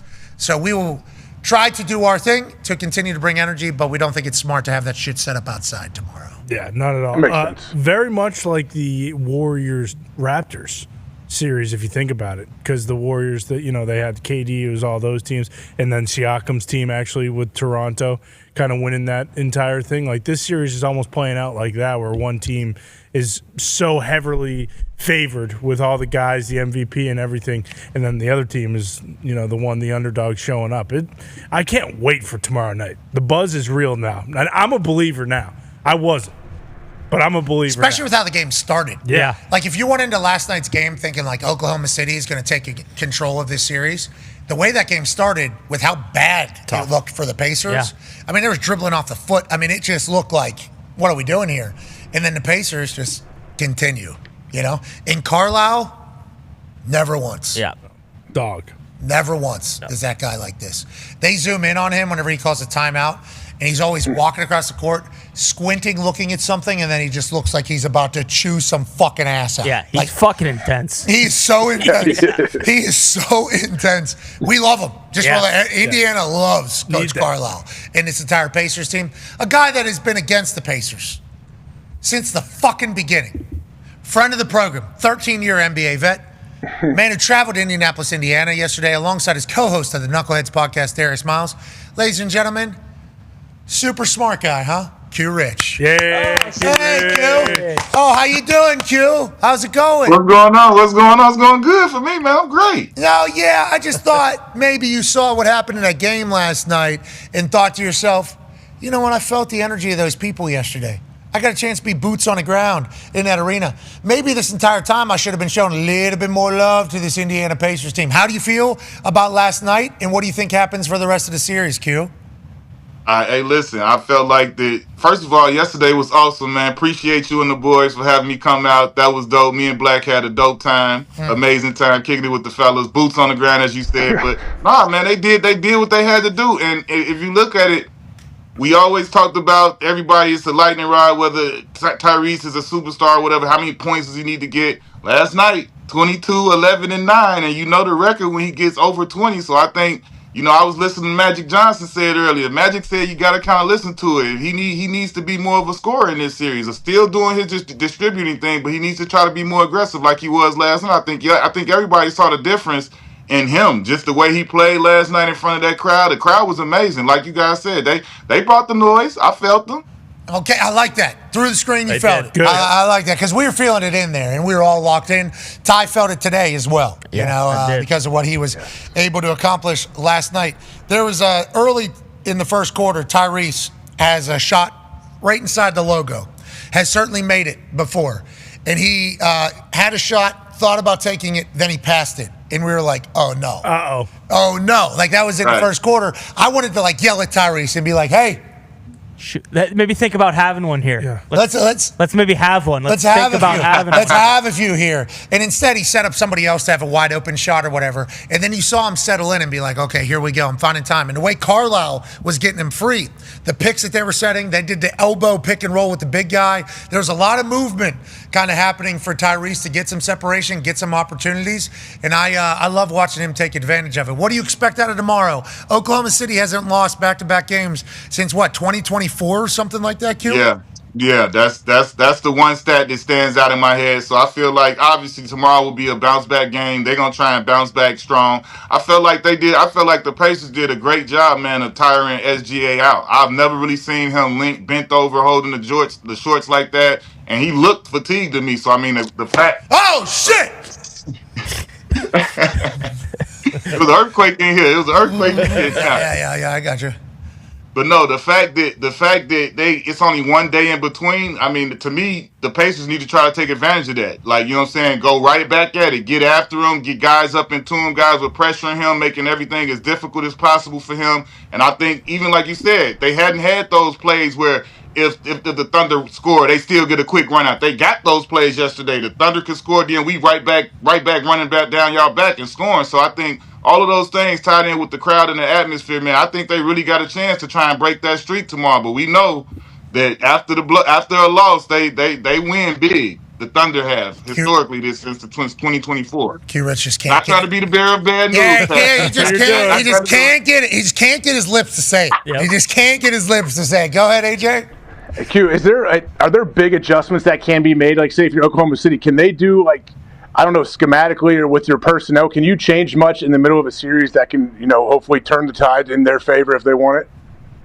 Absolutely you can. I mean, just like Pat just said, Tricky Ricky is what UD called him. He did a great job for Game 3, doing different things to get Tyrese freed up to where they couldn't be as much into his body. He came off the ball, he ran off screen, they set screens up the court where he didn't have to worry about being hounded the whole way. So, I mean, the same way with SGA, man, he's such a prolific scorer. And he himself, I've heard him talk about how he dissects each game and heard the coach talk about how he breaks down games after games and he's able to separate things. So I think, overall they'll do their due diligence to try and come back this next game and look a lot different than they did last night. Coach Daggs is a great coach. We expect him to make some plays. Coach Carlisle also the same damn thing. And it's a nice battle. He's awesome. He is. Awesome. He really Carlisle is the man. He really is. UD told a story about the zone or whatever that Carlisle dropped him into whenever he was with the Mavs and how, for whatever reason, we just couldn't crack this zone. And that was a long time ago. And this is 2025 now. That was like either 06 or 11 when he did that to them. And like I said it, man, Carlisle has been a great coach for a long, long time. And like when he's done, he's going to go down as one of the best. And we hope that when he's done, the last three quarters that he wears, because that's kind of his thing, is a Pacers one. Yeah. We love him in this city, and I think he embodies everything that this city likes about basketball. Hard-nosed, accountability, smart basketball. And also, we don't pout. There's no pouting. No pouting. Somebody scores on us, we're running that shit the other way. Pascal is a problem. When he gets running, Gazelle, he's behind the other team. And Tyrese's first thought is, how do we get full court to Pascal? It is a beautiful thing. Now, it doesn't matter who goes off for the Pacers. That's kind of been the story of this particular Pacers team. Last night, leading scorer, a man that doesn't get enough credit. Go ahead, Ty. Yeah, Q-Rich, Ben Mathurin took over the game last night every time he was on the court. So now at this point, OKC has one game where their bench has kind of won them the game, and you could argue that the Pacers bench obviously won them the game last night with his performance amongst some other guys. Will the Thunder be very conscious of hey, we can't let this guy do this again, or do you think this was just like an otherworldly performance from him? Because we know he is a bucket getter when he gets minutes, but do you see him having another impact like this on Friday, maybe potentially? I don't know that he has another 27-point night, but I mean, since he's come in the league from day one, man, he's not lacked any confidence. This kid has come in, he's got the body of a grown man from day one. He doesn't back down from anybody, and like I said, he doesn't lack confidence. So I don't think he's shy, like lacking belief in himself at all. So I think he comes in and he plays a certain way. He plays that way, like you said, he's a bucket getter. He's always looking to score. The other game he came in and 13 minutes and had like 21 of these games. I don't know if it was this series or the series before, but like, yeah, he can put the ball in the bucket. So I mean, I definitely think that, you know, the Thunder will be more conscientious about him and pay more attention to him when he comes in the game, because he's had the ability that when he comes in, he's instant offense. Just add him to the mix and he gonna get it in. They can focus on Ben and then look out. There's an exciting white coming through. AP Tone has a question for you. There is a 6-foot exciting white from Pittsburgh, Pennsylvania, out of Duquesne University, TJ McConnell. How do NBA players feel about like going up against TJ McConnell, who, you know, he's a junkyard dog, he's a lunch pail kid, he's a coach's kid, he's gonna work hard. He stole like 3 inbounds passes. He had 5 steals total, I think. Like, he set it for the first time ever 10-5-5. Like, how do other NBA players feel about a guy like TJ McConnell just dominating last night? He's the guy that you hate to play against, but you love to have on your team. And even when he's on your team, you hate to play against him in practice. You only want him on your team and on your team only. He is like the gnat at the barbecue. He's never going to stop. He's never going to go away. And I said this yesterday when we were on the show. I said, listen, he's the dude. He's a fan favorite. He doesn't have to score 20 or 30. He can get in there and get a steal, dive for a pass. The crowd is going to explode and erupt, and everybody's going to go crazy. And those type of things have the propensity to you know, propel a team forward. And he's been that guy since he was in Philly or wherever other stops he's at. Because I remember when I was in Detroit with Stan Van Gundy, and Stan used to hear Stan like, God damn it, like TJ McConnell. And it would be like, yes, TJ McConnell just came in and flipped the whole table on our game and ruined the game, and now we lose. That's what he does. So right there at the end of the half, he had the ball, and Tyrese is on the court. I forget who. I think Pascal was on the court, and it was a play for TJ McConnell to end the half. And he gets to his mid-range spot. He'll dribble into the paint, somehow find some space. He'll get lost in the sauce somewhere. Coach's kid, I think he understands basketball pretty well. And then he has this little mid-range fade that he always makes, seemingly. Yeah. And that's how we ended the half. Yeah. And I was like so impressed that TJ was given the keys. Like, yeah, here it is, 10 seconds left. Go ahead, TJ. Tyrese is running on a screen. Go ahead, TJ McConnell. Why don't you take us into half here, bud? It's like wild. And I think at the end of another quarter, he was handing the ball and he threw a fucking Hail Mary and missed everything entirely, hit somebody in the front row. But it was still like he is given a lot of the keys to the offense. Like, Carlisle has a lot of trust. The boys have a lot of trust. And when he gets in there and he starts bopping that wood, he starts bopping that wood, you know, the place goes berserk.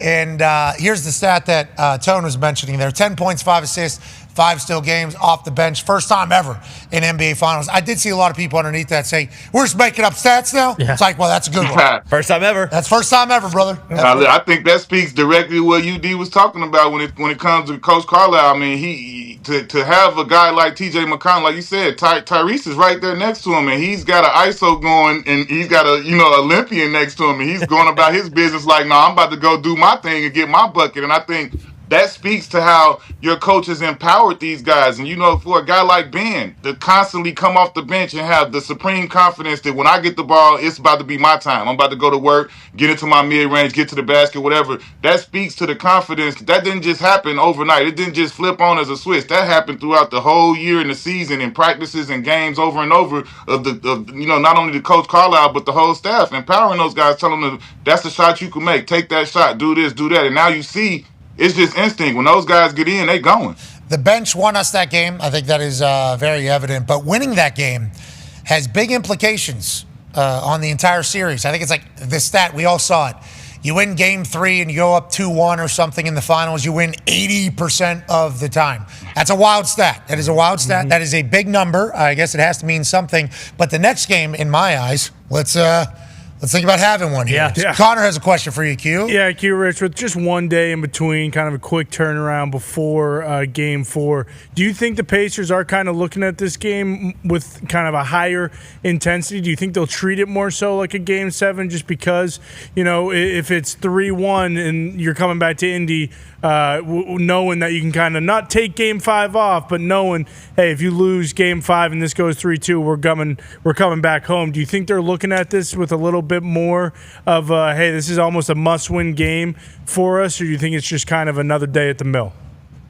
No, I think Coach Carlisle is definitely pressing that point, and I think the players actually know, man. They know what it's like to go into that arena and have to play in OKC, and they know how it would be going in there if they up 3-1 as opposed to tied up, because now the pressure is against the wall, and it's a lot of numbers that come into the factor as far as percentages of who wins the series if they go up 3-1 and all of those things too. So those go along with it. So for them, I know they have to have that urgency, knowing that we got a chance to get another one on our home floor. And when they stole game 1, I think they knew that the game 3 and 4 were going to be important for them to try and win this series. All right, Q Rich, who's going to win the series?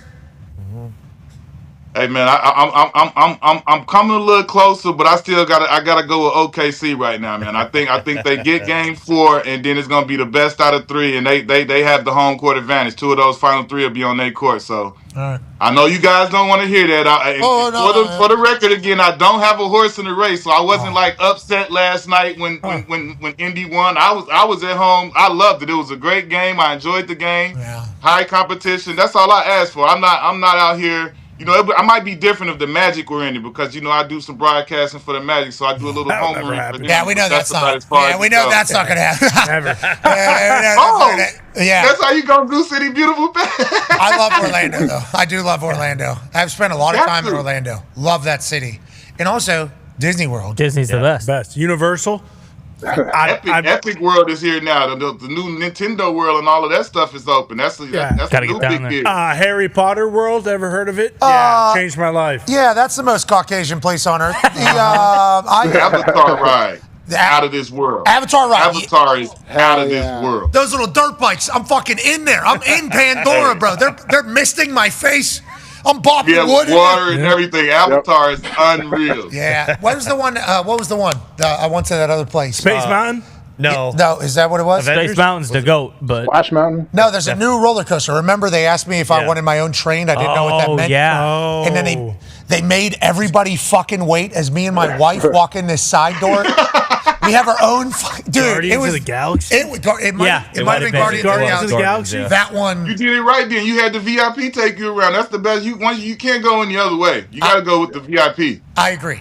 I completely agree. That is the right play. And shout out to Mike, who took care of us down there. He's actually a Columbus, Ohio lad. He is a host down at Disney World for like the last 10 years. He was spectacular. But he did not explain to me whenever I was asked, do you want your own train? I thought that was the transit to get to the roller coaster. And me and my wife were like, yeah, we'd love train. Yeah, fuck yeah. Instead of it'd be better. We got Mackenzie, it would be better than walking. And then we get there and everybody stop, please. Two really important people. I had to walk in front of fucking that whole place was packed. I walked right in front of all of them. And me and my wife sit in the front row, empty roller coaster. Yep. Everywhere else. Nobody else is allowed to get on the thing. I had to push down my guilt, which I definitely felt. But boy, once we got out of that station, and we were just in, it was a great ride. Yo, those VIPs are like the best people on the planet, man. Those are the best people ever. They make sure you don't have one worry in the world. They take care of everything, so that makes it like super worth it. It costs a lot, but I mean, those are some of the best people in the world. Those VIPs that do that job. Hey man, I didn't go to Disney World growing up. Never took a trip down there. I don't know if you would have seen Tim McAfee down at Disney World. I don't know. He'd love Space Mountain though. Yeah, he would. He would fucking love that Avatar ride. Yeah, no doubt. Yeah, and he would have been acting like he had a fucking bow and arrow and that entire thing, But like, I've only been there with that experience. So I talked to like other parents because we took Mackenzie down there, and they're like, Disney's a lot, right? And I'm like, actually, it's the best day of my life. Had the greatest. The greatest. I don't want to sound like a prick here, but it certainly costs a lot. But we did get the bang for the buck, I will say. Yeah. And the only bad experience is whenever 1,000 people thought we were the fucking biggest pieces of shit. And we learned that. We learned charges to the game. I do apologize to everybody that was in that room. I assume you have a different view. And I tried to put the hat down so you didn't know it was me. But there was a couple people who were like, that was fucking McAfee. I know who it was. Fuck that guy. All right, Q, we appreciate you, man. Thanks for pulling for OKC. Tyrese needed to hear that. You're the man. Ladies and gentlemen. All right, fellas. 13-year NBA vet, Quentin Richardson. Thank you. Thank you, Rick. All right. Let's get out of here. Age, we talked about it yesterday. The ring on Aaron's finger, wedding ring, has been there for a few months. He did take the congratulations from people. That's good news. Yep. We congratulated him yesterday. We'd like to do that again. Oh, yeah, Aaron. We didn't know if you wanted to take the time to do the same thing. Congratulations. Yes, I've told him many times. Congratulations. You have. Okay, because we asked you about it a few times. Yeah, and you said. And I said I don't have any clarity on the situation. I have no idea what's going on, but congratulations on the wedding ring. yeah, congrats on the wedding ring. That's awesome for Aaron. His wedding ring. Hey, Pittsburgh loves him, dude. Pittsburgh loves him. You know, there was a couple. There was a lot of doubters in Pittsburgh. Jag-off. I don't think they would consider themselves jag-offs. I think they were thinking that Aaron was a fucking jag-off. Yeah. Hey, Bub, I don't need you to see you shooting fucking water guns down there at a concert doing a Q&A on a fucking picnic chair in front of people whenever you're telling me you can't fucking play football. You got time for 3.5 hours with Joe Rogan, huh? Is that right? You don't have time to show up at our fucking facility? A lot of that out of Pittsburgh. That's classic Pittsburgh. That's how that was going to be. But I think Pittsburgh people were putting that guard up just in case Aaron was to not become a Steeler. Then they could say, I fucking never. Maybe Tomlin was fucking confused. I wasn't. There was a lot of that happening. And Yinzers understand that I understand what was probably happening there. But as soon as it actually happens, pen to paper, he goes to the golf outing. Everybody's talking up. They're showing clips from practice. He's doing his thing like Yinzers are like, hold up, we got a fucking 4-time NFL MVP now. We got maybe a squad. No defense going to be good. Got to take care of T.J. Watt. But Aaron, Artie Smith, maybe DK. Fuck, we're paying $30 million for a guy down the side. It's like it happened almost immediately, but I think with the clips that are rolling out, Yinzers are all in on Aaron Rodgers. If I'm reading it accurately, you're 100% right about the lead up and kind of how we treated it. Just in case it didn't happen, we were not going to be caught off guard with our pants down and be like, "Oh no, we always wanted Aaron." That was always going to be. Fuck him anyway. There was never going to be a setup for Pittsburgh people to be like, oh, this guy that was never on our team broke our heart. That was always going to turn into, we fucking never wanted him. That is just how the city is. That is how the city 100%. is. Oh, that helmet is gross. Disgusting. He knows it too. Yeah, he hates it it's too. so big. The company that made this helmet actually sent a message and said, we could get you overnight a fucking brand new helmet Aaron's wearing. I'm like, I don't think you want us to have that here. Because what we will say is, Jesus Christ, this guy looks like a fucking astronaut. What the hell is going on with he needs a Guardian cap on there too. Yeah, he does. He's moving well though. It looks good moving. He's moving great. He's throwing great. I mean, all the videos coming out are awesome. Unlike Joe Flacco, he said he is going to mentor the younger quarterbacks on the roster. So, kind of a good guy in that situation. Always better than the Browns. No, we are very, very excited. DK, listen, GP is awesome. He's a great wide receiver. Happy's with the Cowboys. Happy's with the Cowboys. Gonna do great. You see DK running around out there in that number 4 jersey, and he's got 1% body fat, and you know what he's done, and you know why he's made $30 million. That's awesome. Like the whole off, everyone feels like kind of like how John Lynch was talking about earlier. There's a lot of reports coming out of Pittsburgh that everyone came in, in the best shape they have in their careers with a renewed focus for this season. So, yeah, it feels like things are positive. The standard was the standard until it wasn't the standard anymore. Now we need to get back to the standard. That's right. And I got a chance to hang out with a couple of Steelers, a couple of the younger Steelers. I let them know it was their generation that brought in Guardian caps. That is something that they're just going to have to deal with. It's a fact. That's a matter of fact. Now, they did point out some other stats and facts, too, about said Guardian caps to me. But if you listen to them talk and hang out, it's like, I like the way this team operates. I like the way they talk. I like the way they hang out. They love ball. That team loves football. And it's like very evident. And you're going to have to in Pittsburgh because if you don't, it'll get sniffed out by everybody and then you'll get run out of town. It's like the energy around that Steelers team. And I know every year there's a thought that the Steelers can win because they will have a winning season. And if they win a couple more games, you might have a home playoff game. Like they're always in that. But it does feel like, especially with how Aaron's been looking, it's like, why not the Pittsburgh Steelers? And I think that's a good thing for Aaron to have. And the way he answered the question about what would it mean for you to win another championship, and then he looks, he goes, that would be 7 for Pittsburgh, right? Yep, that'd be pretty big. It's like Pittsburgh people are like, it's not about him. It's like literally, I think everything he's doing right now is really, really good. I hope you tell him that. And I wonder, his appreciation of the city of Pittsburgh is long. And I think that's a big part of this whole process as well. he's been a diehard Pittsburgh guy from day one. I mean, Mike McCarthy helped to. I mean, we had so many people with Pittsburgh roots on the staff in Green Bay during his time that he's always been, intrigued and loved talking about Pittsburgh. But think of like the team now and the coaching staff. When they break minicamp and you go off to this little break that you have in the summer. Think of they're probably all bopping out of there. They're all light on their feet. They're all very optimistic, very confident going into their offseason program now. Because if he wouldn't have shown up, you still have the same kind of, but it's just not the same. Now it's like, man, I can't wait till we come back and we put pads on and we see what we look like. I like that he signed before the mandatory minicamp, and Ian Rappaport was asking for that so he didn't have to fucking work any other time. Yeah. But I like that he signed for what you just said. That would have been just dangling over everybody in the organization, the entire city, just for like kind of a cloud. Now it's TJ Watt that they're going to have to get done, but everybody has said they're going to get it done. Yeah, have to. That's what everybody said, but TJ's like, when? They've done it before. TJ got it done right before training camp or whatever. He'll kick the door down. And that's why I think he's going to kick the door. And I think that's why Yinzers are like, TJ will be there. He'll be there. That little ayahuasca hippie guy, we didn't know. But now we know he's going to be there. That's good news.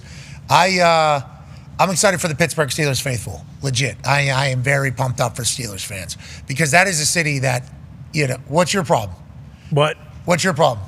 No, I'm hyped up for him too. No, your face said either you're not hyped up for him or it's a false hype. I think it's June 12th, and it's one of those situations where you look around and it's cool. It is.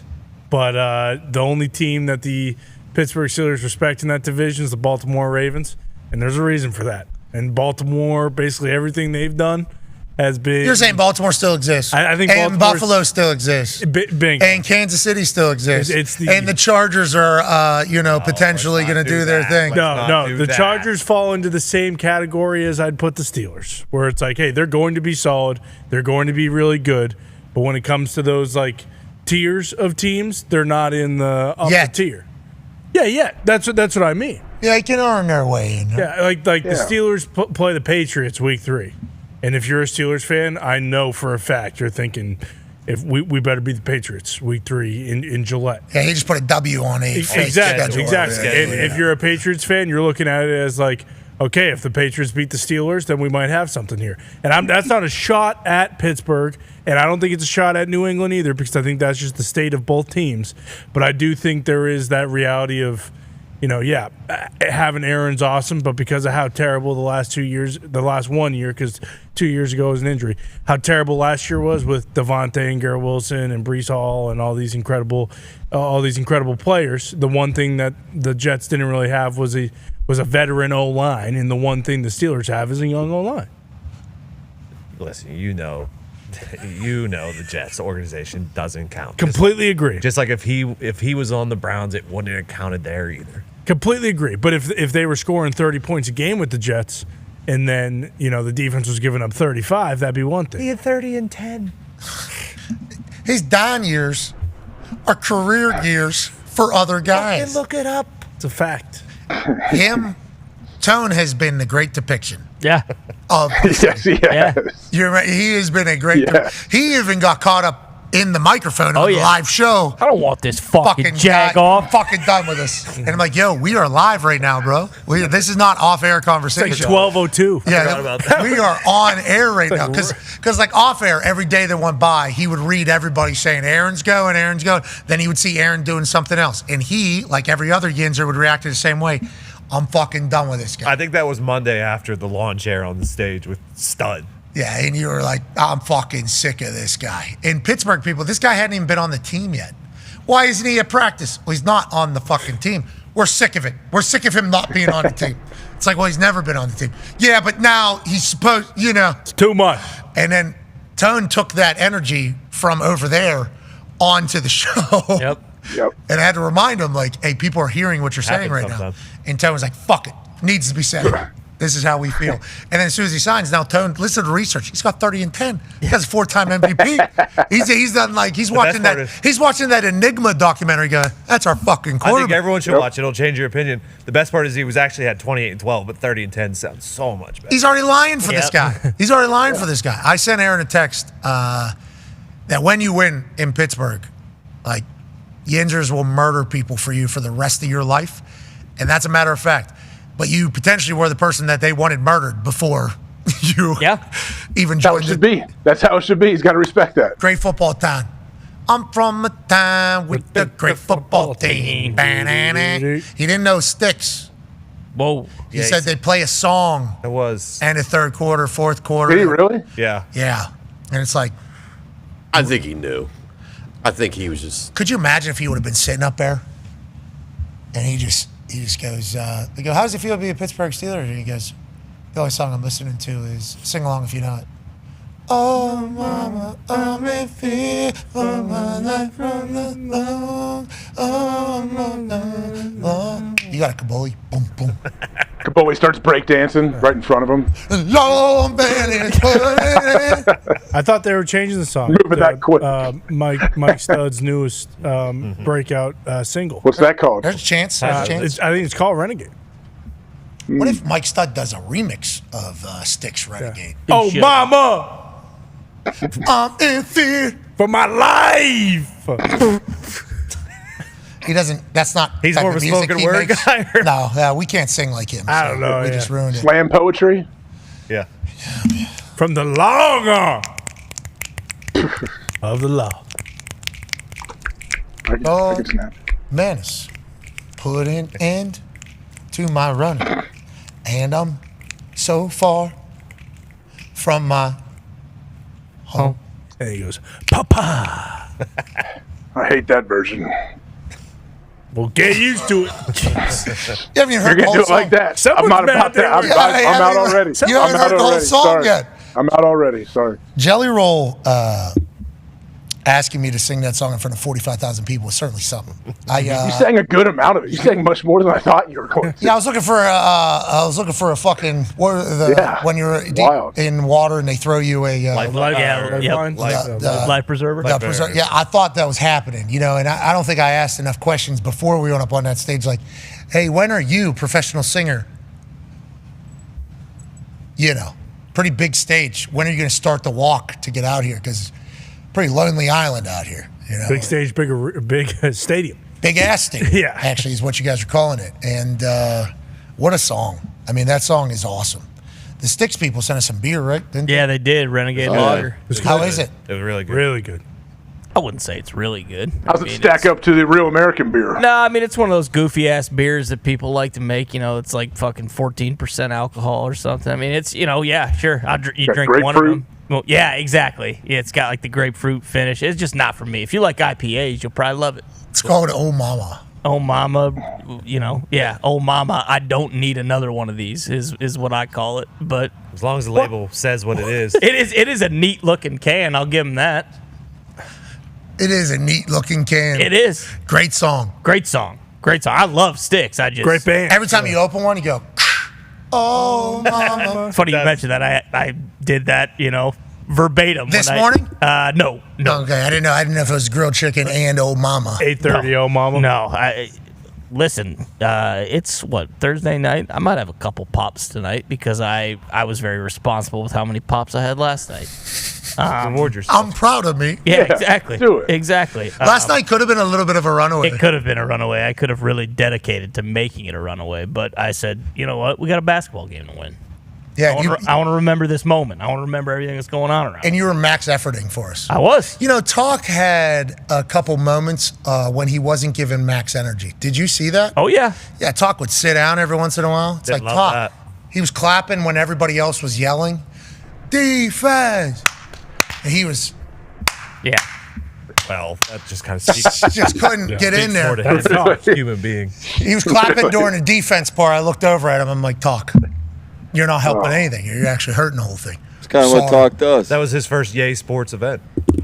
Yippee-ki-yay, what are you... No, like he was at this event like, Yay Sports. No, he's pulling for the Pacers hard. Yeah. He's pulling for the Pacers hard. He was actually so jacked up, he just took Gumpy's seat. It was awesome. Gumpy loved it. He was really pumped about it. He hasn't talked about it all today. Yeah, Gumpy didn't. Oh, no. Gumpy didn't. I actually thought it was. I asked him if I was allowed to come back to his suite on Friday. Yeah, Gumpy standing there, sweet towel underneath a hat, looks. Why were you wearing the towel? We were getting beat early, so I put the towel on. Then what happened? A rally cap. Okay. Yeah, the rally towel. He was supporting the Pacer. What was it? He was supporting the Pacer. What do you mean? What do you mean? You Tony? haven't been able to watch certain the doc that came Bin out Laden recently. doc, but of course Tyrese's nickname. Oh, the Pacer. Well, that wasn't his nickname actually. Yeah, it was what would they call it? Tyrese's nickname has been. Yes, I know that, but Bin Laden. Bin Laden. His nickname was the Pacer. Yeah, because they saw him from drone walking back and forth, right? And they thought that was him. I need to watch that doc. It's good, right? It's so good, man. It's good. It's one of the best docs I've seen in the last 5 years. Okay, what's tonight? Hockey. Fuck. Sunday. Oh, golf. At post golf, and then post golf Sunday. And around 5 or so, 5, 6. U.S. Open might be later. 3 episodes. I did it in a day. Yeah, unfortunately, we might. There's a chance hockey's over by Sunday. So King Henry thinks so. Yeah. He said his Florida Panthers team too good. Yeah. Stu Skin has never lost a game 4, surprisingly. Oh, Toxicaba for that information right there. Toxamuka. Toxamuka. All right. When I go to Sweden, I need you to remind me of that. Toxicaba, I think, is a different word. You don't want to know. That could happen too. Yeah. Every once in a while, I try to roll the dice on different languages when I'm on like WWE commentary. Sure. And I'm like, the people who actually speak this language are going to hear this. So I always back off. Well, and then that one time you didn't roll the dice on. I said, I can't understand what you're saying. And they got mad at that too. They said I was racist. Mm-hmm. I don't understand fucking Spanish. Not all of it. I understand hola, aquí estamos, muchos gracias. Gato. But if you're bingo, blanco, right. gringo, I understand gringo. I understand a lot of it. Yeah, certainly cerveza. I mean, there's a lot of in there. Cervezas. That's cerveza. Yeah. Oh, mom. Yeah, ice cold. But if you're going to speak an entire sentence at me, that seemingly is demeaning towards me, and it's in Spanish, and it's very quickly, like Raquel Rodriguez was speaking, it's like, the message isn't landing. These ears, this brain, you're saying stuff. I don't know what it is. Yeah. I'm going to need you to speak English if you should have your translator app up on your phone next time. Just hold it up. Speaking of this. And then I hold on. I don't want to hear it. Say it in Spanish. Is there an app that does that? Yeah. Yes. The new Translate app. The new thing. Insane. Yes. What's that? I heard the new. I heard the new like whatever operating system for iPhone will real time translate your text if it's in any language. I don't know if voice. I don't know if I can voice to text and do it though. Aside, I like that advancement in technology. Sure. That'll certainly help bring the world together more, which is good. I need my iPhone to stop turning down the sound of my fucking alarm. Okay? No reason at all. Haptics, why do I know that haptics and sounds is a setting in my phone? Because the fucking haptics and sounds just get turned down on my alarm out of nowhere. It's like a new thing. I got to set an alarm, then I got to go check my sound and haptics for my alarm to make sure it's of noise, because we got my daughter's monitor in there, and she's got white noise. Oh yeah, obviously drowns everything out. So there's white noise pumping through the bedroom. So whenever my alarm just gets turned down to low, I'm not in there. I'm not turning it fucking down to low. I can't hear my alarm. I've missed my alarm now for the first time in my life, like 2 times in the last week, because of this goddamn iPhone thing that's going on. And also, stop fucking putting my photos in the photo gallery from when the photos were taken. I saved the picture today. I hate that. I don't need to go back 2 months to fucking find it. Why'd I save it?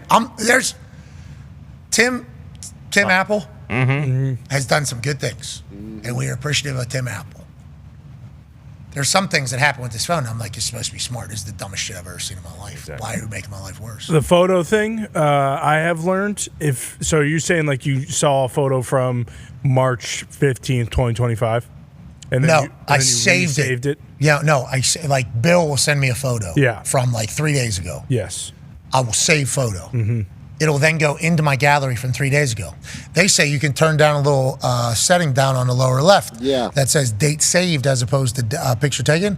But I've changed that, and it just skips back to its own shit. I'm like, what are we doing? I use the search in photos more than anything. So are you tagging these photos? No. I just search the date that I like remember it from. So like if I Never in a million years will I do What that. if you? Yeah, I mean, what if you don't know? I can't believe you do that. That's unbelievable. Yeah. What are you, Rain Man? No, you just think about the stuff that was going on around that time because it's a specific photo. Man, I'm gonna open that thing and I'm a scroller and let me do that. And every once in a while, I'll heart some. I got some favorites, obviously. Of course, yeah. That's what drives me insane. Is I'll go back favorite one, then go into my favorites, and it's not the newest favorite. Yeah, it's whenever it was That taken. pisses me off. Yeah. Tim Apple will get to the bottom of it. Yeah, that was a bad update. The haptics and sounds thing. Like, I've never heard of that one. Has That Tim was Apple tough. even made an iPhone yet? No. I think with his hands he did. Are we- They asked him one time. He fucking got a screw in it. It feels like we're still on the Jobs iPhones. I'm just going to say that now. I would say there's a lot of I will say advancements, I assume, that Tim Apple would tell you that you're not paying attention to. the let alone- cameras are getting better, and that's really all we care about. Somebody had a that's what you care about as a cameraman. Somebody had a Google Pixel phone yesterday. So nice. Who? One of the guys that was at the show. Very nice camera. It was very nice. Yeah, they rave about those. Cameras are great out here. Heavy rig though. And to be clear, I took a picture with the guy and I took his phone and I wanted to see how much better the camera is. Mm-hmm. Not that much better. I don't know if it's worth giving up a blue text. No chance. No, that for sure. Got a green text from somebody this morning.